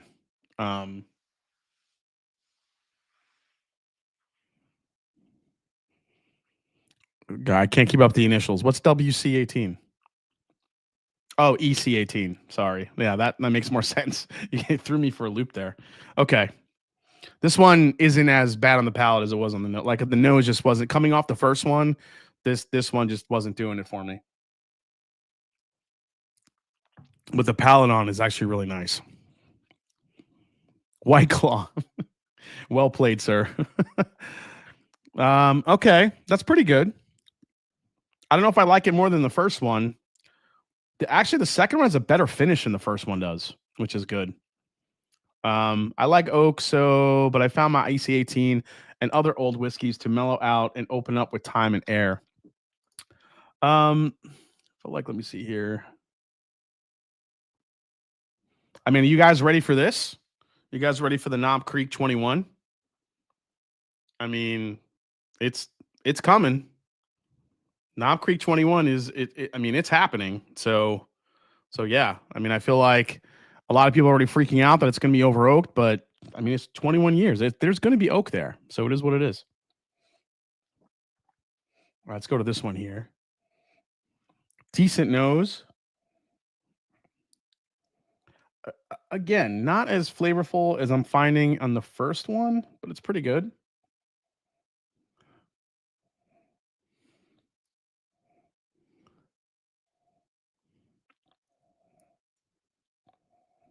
Yeah, I think we have, let me see here. I have the 100 proof. So yeah, 100 proof. But I mean, if you look at that label, age 21 years, and in true Jim Beam fashion, they give you, look at those beautiful tasting notes where it says full-bodied, bold, charred oak with caramel and subtle fruit notes. If there are subtle fruit notes on that Knob Creek 21, I'll be really excited for that. Because I've always said it. If you could find some fruit notes on a Knob Creek, they could be really good. Bring on the oak. Knob Creek 18 is worse than the 12-year. Rob S., you don't like the 12-year?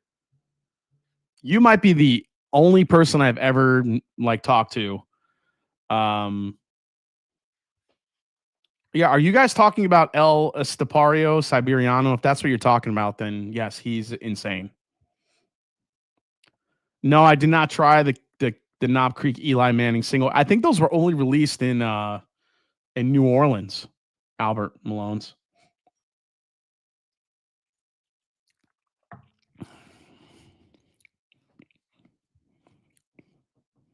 KC12 is one of the best $50 bottles. This one's not bad. The first two are very much in line. That first glass is delicious. That's really good. But man, it's tannic, that first one. All right, let's go to the last one here. See what we get. Store by Me has some in New York. The Eli bottles were Beam, New York City, and LA released. Oh, there you go. Louisiana and New York City. I should have someone in New York City hunt me down. I tend to believe that bourbon age statements over 16 years are mostly just people chasing a statement or bad management of barrels.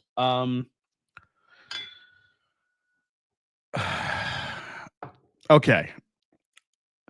I don't necessarily think it's bad management of barrels. I think what happens is certain barrels that are aging over time.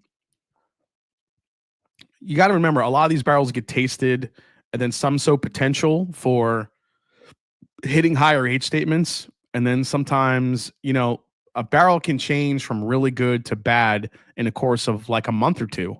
So it's a very tricky situation. Is that bad barrel management? Maybe. But at the same time, I do feel like that folks that think the older the age statement, the better. I still don't understand why that's still a thing, because it shouldn't be. Just because it's older does not mean it's better. Now, you're going to pay a price for it because of all the taxes that the distillery probably paid on that barrel. You're going to end up paying for it in the end. But some distillers, like a Jim Beam, can keep the prices pretty negotiable. Not negotiable. What's the word? Manageable at a high age. $200 for a 21 year, $225 for 21 year. Again, if you're using that 10-year per age of whiskey, that $10 per year of age, that could generally give you a good guideline. Doesn't always work out like that, but if it somehow sticks in that realm, then I think it's a decent price.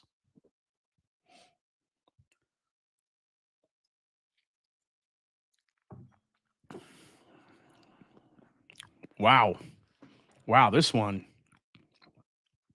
You talk about cherry. This is like a little medicinal cherry. Little bit medicinal, but not bad. I don't remember the Knob Creek being that medicinal of a cherry, though.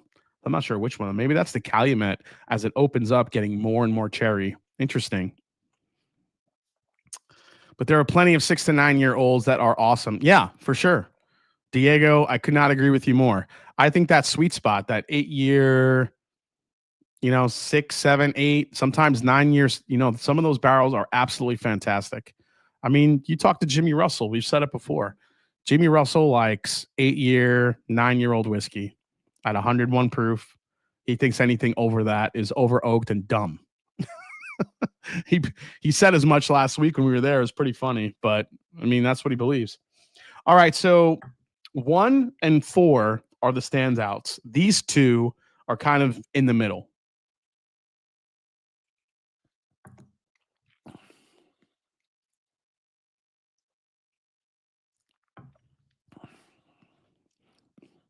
This has a ton of oak on it.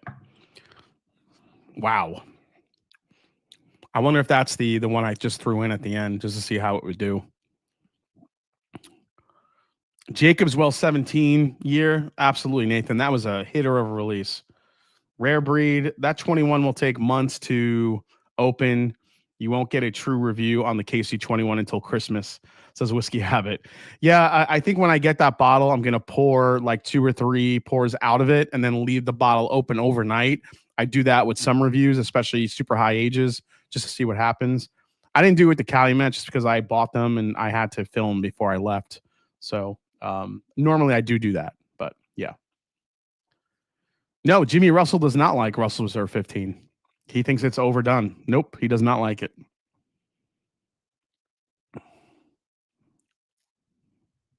How much is Michter's 10 going for right now? About 200, 2.25.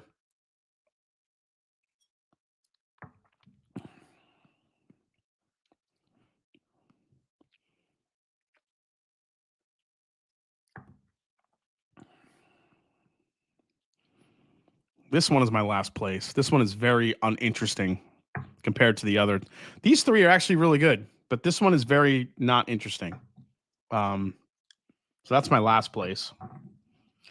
These three, though,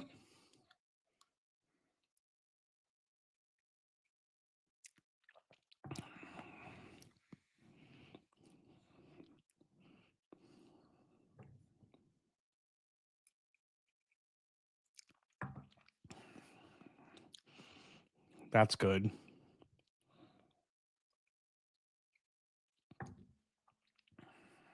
Man, I think it's this one has a crazy cherry flavor on it. It's almost too much. It's getting a little medicinal. But this one here, where is this one gonna fall?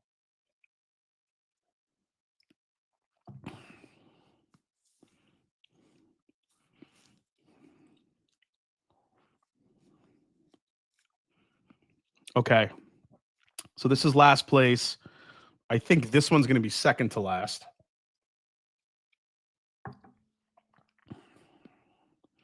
I don't know. I mean, that one's weird. Jimmy doesn't like rye. Jimmy's wrong about Russell Reserve 15. I'm sorry, Jimmy. Yeah, he just doesn't like high age stuff. I mean, I get it. Russell's 15 has a lot of oak on it. I don't care what anybody says. He doesn't like the oak. But I mean, that's Jimmy. He's got an old school mentality to the whiskey. So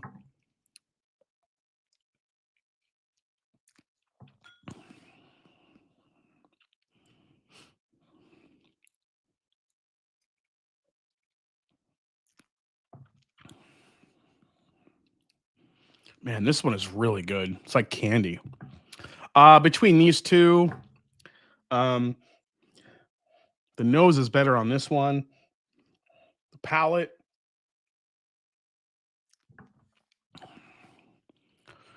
Kevin Breheny, this year, the barrel proof rye, hands down. The barrel proof rye in 2025 from Michter's is the best rye I've had so far. It is delicious. So, yeah, for this year, it's the rye. If you're going to go on secondary or get it from somebody and you're going to pay for it, it's the rye. Get the rye. Get the rye. Did I say get the rye? All right, so a quick breakdown of all four of these, and then we'll do the reveal. The first one, I think my favorite one, has the most oak on it, but it also has the most depth. I really enjoy it. It's got a great finish to it. It's got this inherent sweetness that is just, it's like, it's not only vanilla, but it's vanilla extract. It's so, so good. This one,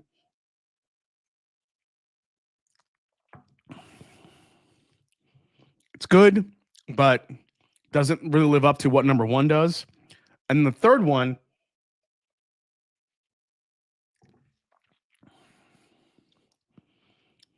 these two are close, but I do think this one is more interesting. So I'm going to switch this, and this is the flattest one.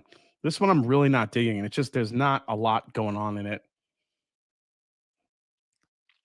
They both have great oak profiles. They both have a little bit of dark fruit to it. I think the one I'm choosing over the one in second place has more of a cherry note, but I love the almond cookie that's in it. Good spice, better finish than the third one as well. So 1, 2, 3, 4. Let's see what we got. Let's see who won out. Jeff Sion, we're about to do the reveal here. The best way to enjoy Elijah Craig 18 is to turn off YouTube, says Sean Oldgrave. Okay.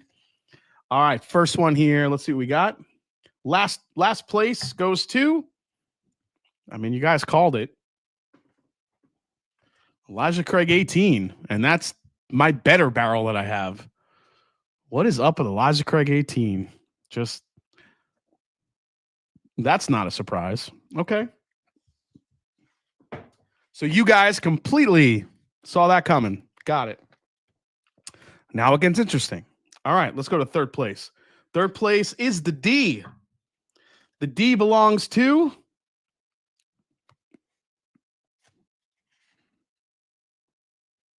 oh, okay. Knob Creek 18. Knob Creek 18, batch 1 gets the D, which means the Calumet 18 got number 2. Now, here's the thing, though. What did I say? I said that these two, number 2 and number 3, were close. So 180, right? Ish. Knob Creek 18, 500. Yes, this has a big, tall, gorgeous, fancy bottle. This kind of doesn't, but there is a this is what I was hoping would happen. I wanted to see, I think Knob Creek 18 is head and shoulders above EC 18, and I want to see how close it was to the Calumet. The Calumet I like more than the Knob Creek 18, but if you don't want to pay that price for that Calumet 18, this Knob Creek 18 is very close to the Calumet. I think the Calumet has a little bit more depth, but there you go. I mean, they were pretty neck and neck. So that goes to show you, and I was hoping this would happen, that the Calumet I do think is better than Knob Creek, hands down. But I don't think you have to pay $500 to get a good quality 18 year. The Elijah Craig 18 noted, you guys called it out in the chat. You've been saying it all night. It's shit. I get it. I think it did terrible. It really was so flat compared to these two. So there you go. And ultimately, the winner here tonight, the bottle that I threw in, which ended up winning the whole damn thing. And it's only because I couldn't find another 18-year whiskey that I had, was Evan Williams 23 year. I just like, all right, I have Evan Williams 23. It's another high age statement. It's 107 proof. Let's see how it does. And that was my favorite. So this is pretty much ripe for a bottle kill at this point, but this is one of my favorite bottles that I've had. So Evan Williams 23 takes it. But as far as the 18 years go, Calumet 18, I like better than Knob 18, at least batch 1, but it's not that far off. So Knob Creek 18, I think it goes to show you how good the higher age Knob Creeks are actually doing compared to the Calumet. But I do think the Calumet 15 is slightly better. I think there's just more depth to it. So yeah, there you go. Evan Williams 23 is redonkulous. Yeah, this thing is really good. Oh shit, I had a pour of that very bottle in the whiskey room. It is indeed great. It's a Sunday evening scotch. Almost 100,000 subscribers. Please share out and subscribe. Thank you, David Bass. Jason, I call sample on the. You want to finish that? Whiskey nose. Anyone know the highest age Evan and Jacob whiskeys? EW23 and Jacob's Pardon 18. Those are my son's names, and want to secure some bottles to drink them with them one day. How much are those EW23 going for? I think they're going for about $350, $400 now. Yeah. Bookend Heaven Hill, what is good and what isn't? Yeah, right? Like Evan Williams 23 kills the Elijah Craig 18. So, yeah, that's crazy if you think about it. Nuts. All right. So I'm going to set up my second blind. That's right. We're going to go another set. We're going to do another blind here because I feel bad. I haven't gotten to this blind tasting yet. And but before I do that, we still have to do the Reese's, the Reese's tonight. Still have 429 watching. I want to announce the winners of the Blendedon bottles. So the all the bottles that were up for a chance to win during Blendedon 7 last month. I haven't been able to get to the entries because I've been traveling so much, but I finally got to do it in the last couple days. Over 2,000 entries total It was crazy. You guys are amazing. So thank you so much for whoever donated. But real quick, this is what's going to happen. Now, I think I could contact people through GoFundMe if I don't hear back from you. But if you are watching and you hear your name, okay? If you are watching and you hear your name called, please email me at themashanddrum@gmail.com, okay? Themashanddrum, including themashanddrum@gmail.com, and let me know that your name was called, you won a bottle, and either I have the bottle or somebody donated it. We will get your bottle to you as soon as possible. So here are the quick winners. So just take a note down if you guys are paying attention. I'm going to read. I'm not going to pause here because there's a lot of names. So I'm going to name the bottle you won and the name of the person who won it. Okay, so here we go. If you hear your name, again, email me at themashanddrum@gmail.com. A 1792 bottle and bond goes to Thomas McCohen.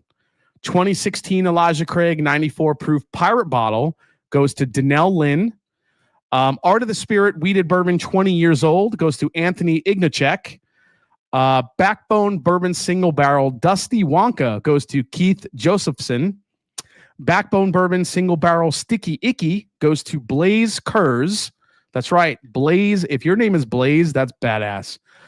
Barrel Run blended with 13th Colony and Evernorth goes to Charlie Saloga. Baker's Bourbon 13 year goes to Thomas McCohen. Bardstown Bourbon Company Mash and Journey Bardstown Blitz Single Barrel Rye goes to Carlos De La Torre Jr. A Blanton Single Barrel goes to Christopher Miller.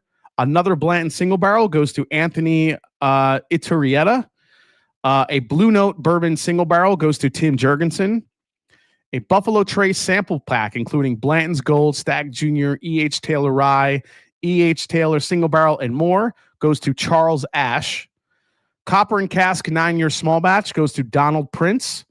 Copper and Cask Single Barrel Party Like It's 1999 goes to Jeffrey Winbush. Corbin Cash Single Barrel Bourbon El Cerrito Pick Hazmat 149 proof goes to Brian Bailey. Drifting Drams Coffee Canister and a $25 gift card goes to Jeff Aldis. An E.H. Taylor small batch goes to William Wiley. An Elijah Craig Barrel Proof A124 goes to Mark Botorf. An Elijah Craig Barrel Proof A125 goes to Roger Reese. An Elijah Craig Barrel Proof B5 124 goes to Ricardo Carroll. A 4-gate Kelvin Collab 4 goes to Anthony Iturrieta again. A 4-gate Kelvin Collab 4 goes to Christopher Brown. A 4-gate Kelvin Collab 5 goes to Thomas Hensel. A 4-gate Kelvin Collab 6 goes to Jeffrey Wack. Garrison Brothers Ladybird 2023, I think that's a honey finish, goes to Keith Josephson. A Jack Daniel's Single Barrel Proof Rye Endall's pick at 137.4 proof goes to Scott Golson. A John J. Bowman Single Barrel goes to Albert Orozco. A Knob Creek Single Barrel store pick from Evergreen Liquors in Kentucky goes to Gloria Albano. A Maker's Mark Private Selection Friendship Wine and Spirits goes to Benito Hernandez.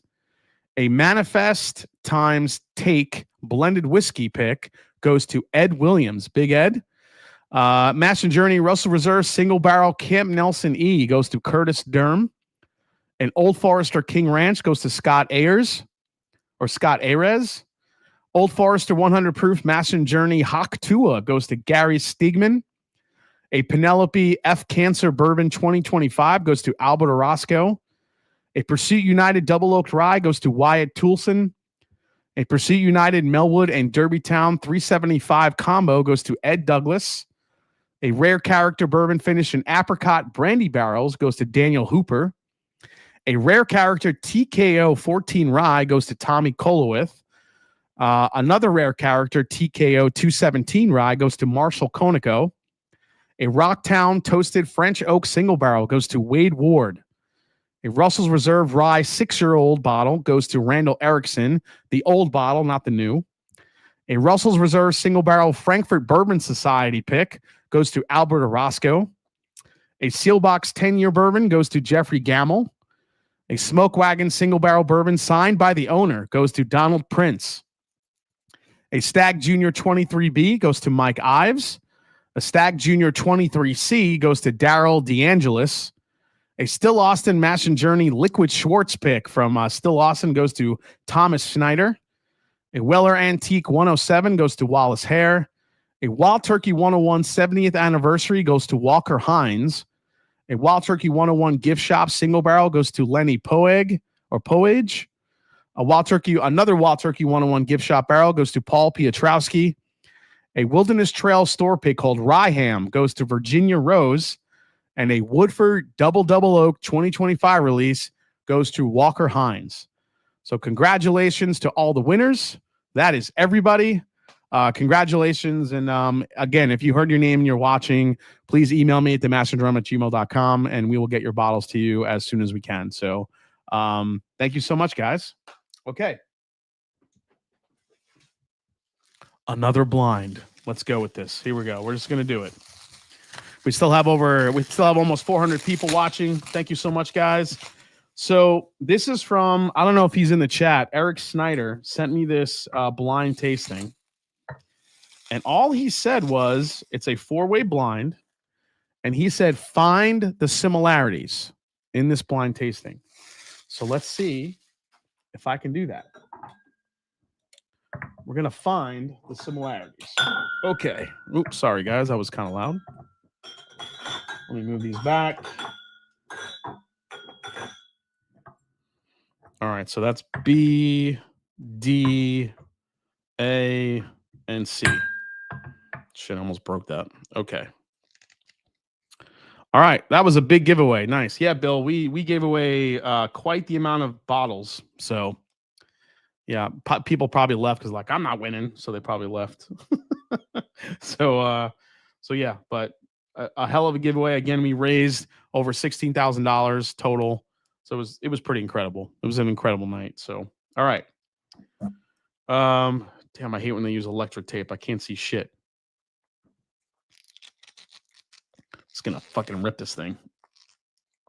Okay. That's not working. Oh, there we go. I think I found it. There we go. Okay, got the lip. Oh, I should have pre-opened these. My God. My goodness gracious.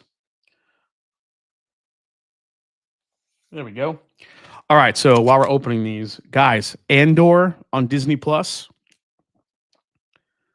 If any of you have had any interest in Star Wars over the years, I would highly recommend watching Andor. Look, you can watch season 1 if you want. It's a little bit slower, but as you get into season 2, I think it's one of those seasons where you can make a case where, like, it could be like a HBO special. Like, it's that good. I think it's the best Star Wars content, Star Wars cinematic, and it's not even a movie. It's a series on Disney Plus. It's some of the best stuff that I think has come out from the Star Wars universe in years. It's incredibly good. It's tense. It's dark. You really feel how evil the Empire is.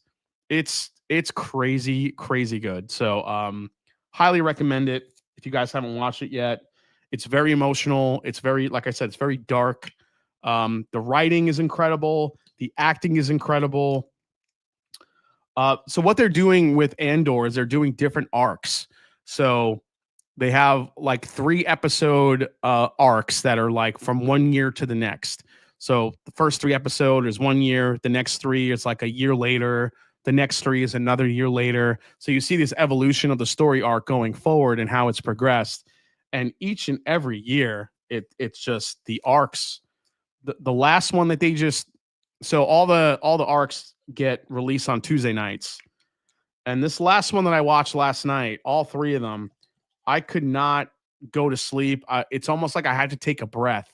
It was so emotional. These are 1 ounce samples, it looks like. Andor is great. Agree. Are those, let's see. Andor is great. FYI, the Buffalo Turkey sample I sent you was from the Whiskey Blendery. I know I'm late with this comment, says Nathaniel Exit. Yeah, that one was pretty good, Nathaniel. I like that one. That was a good pick. I still can't believe the Knicks one. I'm getting like messages about it. I wish when stuff was written like Andor, it needs to be edgy and dark. Yeah. like look, like not everything needs to be edgy and dark like Andor is. I get it. There's still a part of Star Wars where you want it to be kind of fantasy. But I think where George Lucas went wrong with like the prequels, it just got too campy. It just tried to be too funny, and it just didn't work. But this Andor series is so Andor. If for those of you who don't know, Andor is a prequel to what Rogue One was. So you kind of find out how the Resistance was born, and it's the whole story of the Resistance before Rogue One and how all that started. And the storylines are just incredible. So, all right. So the only thing I know about this is find the similarities, 4-way blind key. Let's see what we find here, guys. And then we'll get into the Reese's Pieces. Jason has defeated the electrical tape, folks. Round of applause. Thank you. Andor proves that Star Wars has yet to peak. Sean, I can't figure out if that's is that a praise or is it a knock? Like I'm not sure what you think about that one. It doesn't all need to be dark, but it can be. Yeah, it doesn't need to be dark, but the best prequel movie was the darkest one. Yeah. When do you have time to watch this, little Barry? Very, very late at night. So this next arc on Tuesday is going to be the final 3 episodes of season 2, and we'll see what happens. But it's a praise, yeah. But it's just so incredibly written, and the tension and everything in those 3 episodes, I could not stop watching it. It was from one to the next. So I do think this is a rye. Get a lot of spice. I get that herbal quality here. Maybe that's the similarity. It's a rye. I know, we'll see.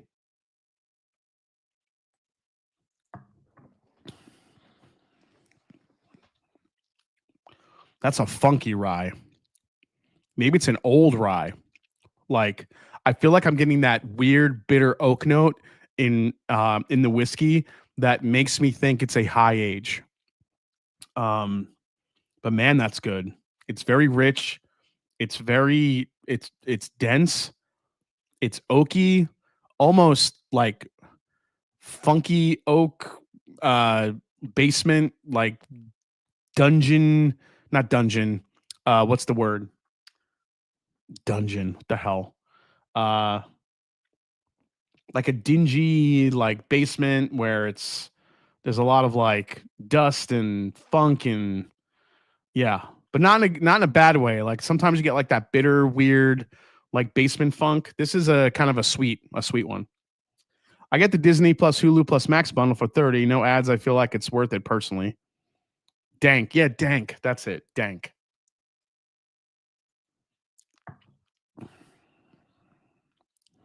Man, maybe it's not a rye. Maybe it's just really funky.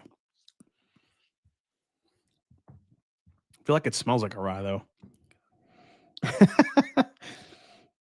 Pre-ordered that new Old Fit 7-year shelfer bottle. Yeah, let's talk about that. The new Old Fit 7-year shelfer that's coming out, I got to try when I was at Heaven Hill, and it's delicious. Here's the thing, though. Is it good? Well, I don't think it'll cannibalize Larceny, but it's definitely better than Larceny. What's the price point on that going to be? 80, 90, maybe $100. If it's that much money, then I think people are just paying for the fancy, cool Old Fitz bottle. But it's better than Larceny. So it's like if you had a choice to get like a 7-8 year weeder, like why would you pay for the Larceny when you could just get that Old Fitz, which is a better product? I got to taste it. It's extremely sweet. It's pretty good. I definitely liked it better than Larceny. We did a comparison. It was pretty good.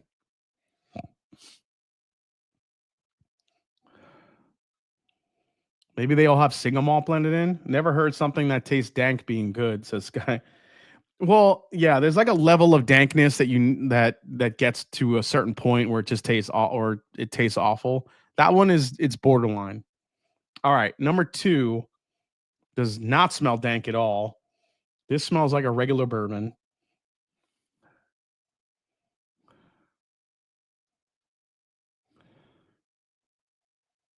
Get a little bit of like a hay, like a grass note here. It's grassy, a little grassy here.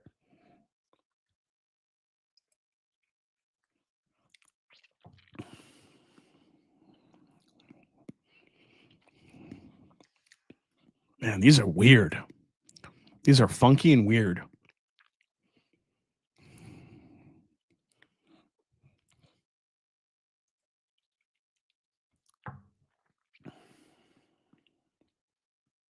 Very chocolatey here. Chocolate borderline coffee, but oaky. So I feel like the first two, we're dealing with a good amount of age. I think so far, the first two, I think that's the common thread. Okay, let me go to the third one here. Man, these are interesting. Did not expect this at all. Eric Snyder. Oh, Eric Snyder is here. He says weird. Eric Snyder, thank you so much. Eric, do you remember sending me this flight? It's been a while. Find the similarities. Four-way blind key. Yeah, I mean, you could think it's weeder. Adam Shelton's here. Oh yeah, big shout out to everybody over in Michigan. Dusty Dan, Hello Again Whiskey Friends, Adam Shelton, the whole crew is over there picking barrels. So what's up, guys? Nice to see you.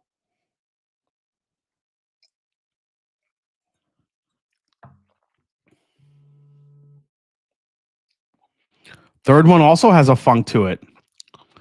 Dude, I think Eric Snyder, so far from the first three, I would say that the common thread here is old oak. That's the first three. That's the common thread that I'm picking up. Old ass oak. Yeah. They both, all three of them have like this weird, funky, like wet oak note to it that feels like they are it feels like they could be throwback whiskeys. They could be like, 70s, 80s, 90s type whiskeys with like that dank oak note that I'm getting in it. That's where I'm going so far with the similarities. This third one is actually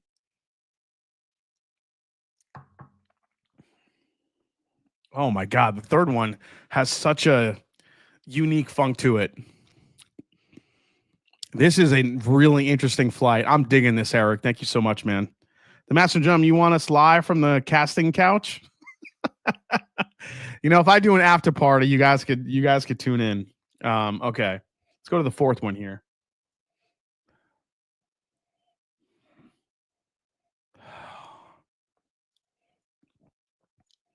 Yeah, same thing. Good amount of oak here. This one has probably more brown sugar in it than the other three. This one's a little sweeter, but I am getting that oak note to it. All right, let's try this one.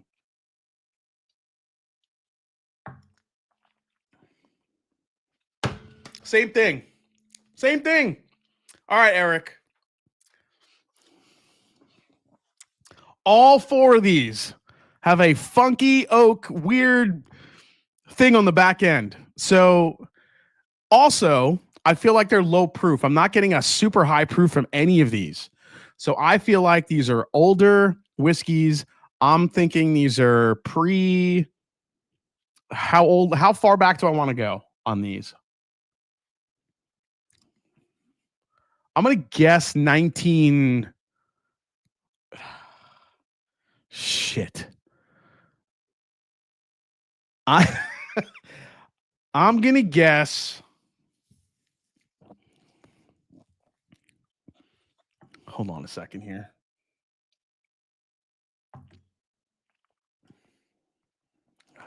Dude. So ages on these whiskeys, I don't know if we're looking at a super high age. I'm not getting like these really, really rich, deep oak notes on. I think the oak that I'm getting, the oak notes that I am picking up is kind of like a dusty funk, like just that inherent flavor you get on an older bourbon. So I think that these are maybe old. I don't think these are turkeys. If these are turkeys, I'd be really surprised. But I think these are all like in the in that like 19 I would not be surprised these are like 70s or 80s, maybe even older. Yeah, these are not high age. I don't think these are high. I'm sorry. I don't think these are high proofs at all. I think these are in that 86, 90, maybe 100 range. And I think they are older whiskeys. And when I say older, I mean, I think these predate. I think these are 1990, before 1990. I think that's the common thread. So, all right, Eric, find the similarities. I mean, I'm not sure. Eric, is there any other? Okay, Eric, none of them over 7 years old. See, I would think that. I'm not getting big age on here. I'm just getting a dusty funk to it. I don't think these are very old. So I feel like I'm in the ballpark with that part of it. Now, as far as when these were distilled, that's the question, Eric. Yeah, this is Diego. That's what it is. This is retro vintage funk whiskey. That's what I'm thinking it is. All right, let's find out what these are. Okay, this is going to be cool. This is a really cool blind. All right, here we go. So Eric writes, what is that word?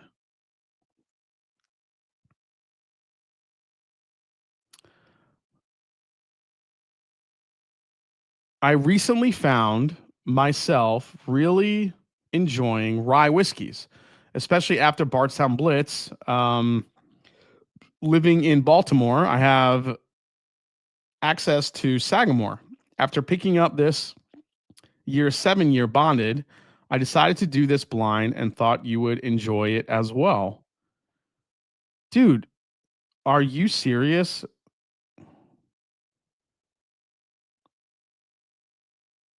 Okay, yeah, I'm totally wrong. Wow. These are not as funky as I thought. I thought it'd be like a predated thing. That's not the case. My first inclination on the first one was it being a rye, and these are all ryes. So there you go. That was the common thread. They were all ryes. So the sample A was a Sagamore Rye 7-year bottled and bond 2024 release from the Sagamore Distillery. Sample B was a Bardstown Origin Rye 96 proof. Sample C is a Sagamore Rye small batch 1B 93 proof Sagamore distillate. And sample D is a Pursuit United 108 proof, the whole shebang single barrel Sagamore and Bardstown blend. Well, I don't know what was happening with these whiskeys, dude, but they have funky finishes, dude. That 7-year bottle and bond does taste dusty in a way. Yeah. Eric, I don't know if you kind of found that common thread too, but these taste like dusty whiskeys. Was that kind of the point, Eric? Because I feel like that's what you gave me. These all taste a little bit dusty in a good way. In a good way. Damn. I wonder if sitting in those sample bottles so long did something to them. Maybe, Eric. Because these are funky on the back end. I get it's a rye. The first two, I feel like I could call out as a rye. These other two didn't really feel rye to me, but they feel funky on the back end. Yeah, maybe it's my fault. Maybe just the back end of them just got weird. So maybe just sitting in those sample bottles, maybe they turned a little bit. But these taste dusty. They really do. So thanks so much, Eric. Appreciate the blind. Sorry it took so long for me to get to it. Probably would have been better if I did it right away. But yeah, the bottle and bond is really unique. That is so good. So again, Sagamore just killing it. So Eric Snyder, thank you so much. Appreciate it. And now it's time for the finale tonight. What's the best Reese's Pieces peanut butter cup? All right. There's a lot of different peanut butter cups out there. You have what do the undersides of the sample kits have? Plastic or glued paper?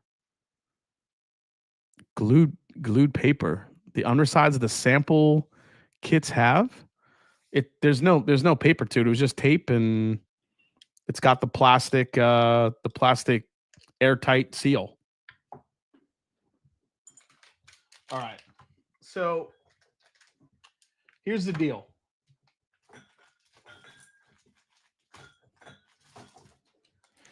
I promised last week that I was going to do this because I tried the Reese's peanut butter and jelly Reese's peanut butter cup. What do the Dank Oak was thinking the same thing? Yeah. Easter. So plastic lids. What the hell is this shit? Childproof? There we go. Open that shit up. Okay. So the grape Reese's, if you guys recall last week, the grape Reese's Pieces, or 2 weeks ago, I wasn't that much of a fan of. The grape Reese's Pieces felt extremely fake tasting. So I got the strawberry one. So this is a strawberry jelly Reese's Pieces. This is also out in the market right now. I also picked up the caramel big cup, and I also picked up the big cup chocolate lava. Now, there's nothing like the original Reese's Pieces. That is goated. That's the best. The Reese's Pieces regular is goated. I get it. Vincent Frazier, I never received my hoodie. Vincent, I emailed you 100 times, and your email must be going into spam or something. I don't know what's happening, Vincent. I'm trying to email you, and it doesn't go to you. So, Vincent, why don't you email me? themashanddrum@gmail.com. Okay, just email me. Tell me your size of the hoodie you want, and I will order it.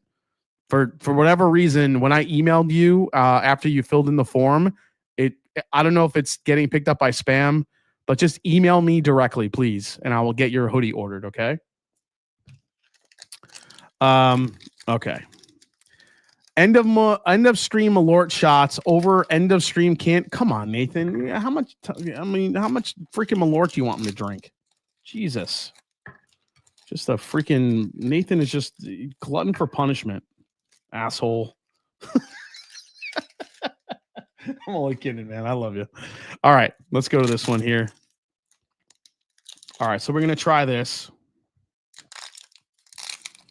The only reason why I'm a huge Reese's fan. I love Reese's Pieces. I love Reese's peanut butter cups. Wow, this made a chocolate mess. I have chocolate shrapnel everywhere. Freaking A. Okay.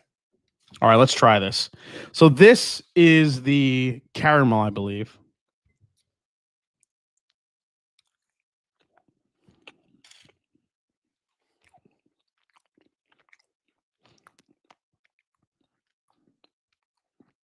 Wow. It's a lot of caramel. There's a lot of caramel in that big cup. And it's good. Pairing them with the screwball. I didn't get my King Kentucky ball. I'll email you. Nice try, little Barry. Dude, so on the cross section here, there's a huge line of caramel right there on the bottom.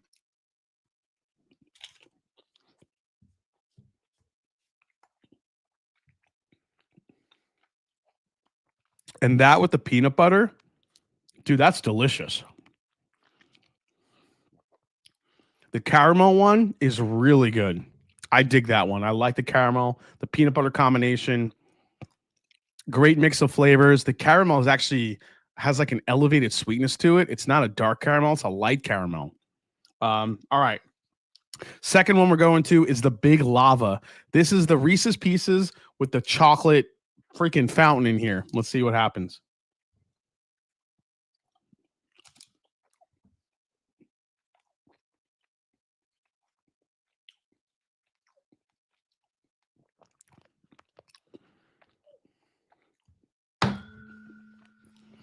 The chocolate lava is better than the caramel. Holy shit. That's good. Okay.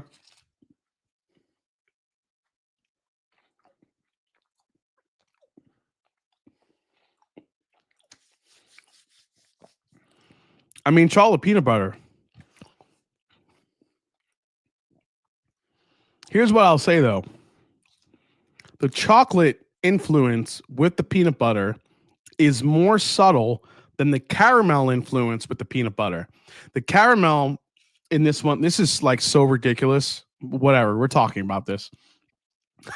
Never broken down peanut butter cups like this. This is so stupid, but I'm having fun. Okay. The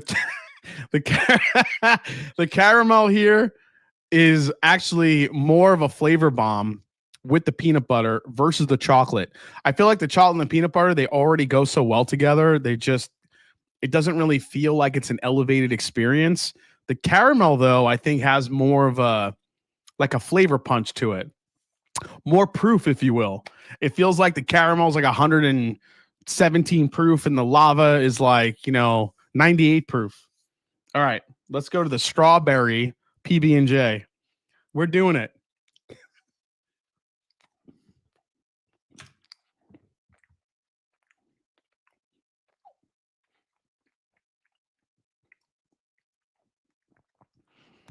Okay, so PB&J, strawberry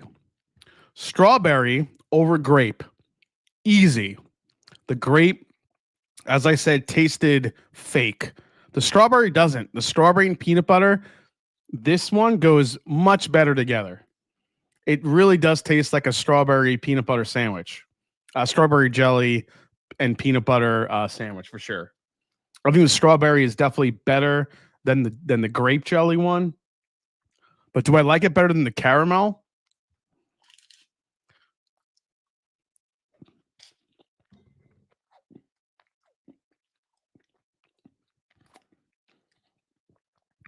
Caramel wins.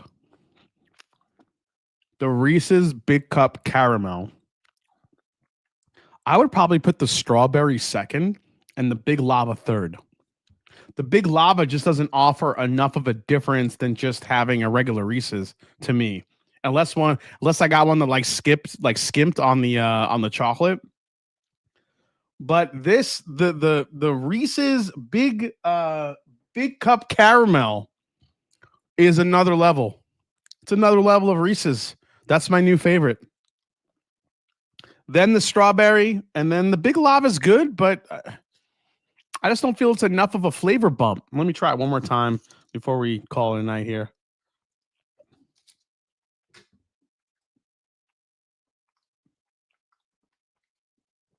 Yep. Don't fall for the marketing Big Lava chocolate Reese's Pieces cup.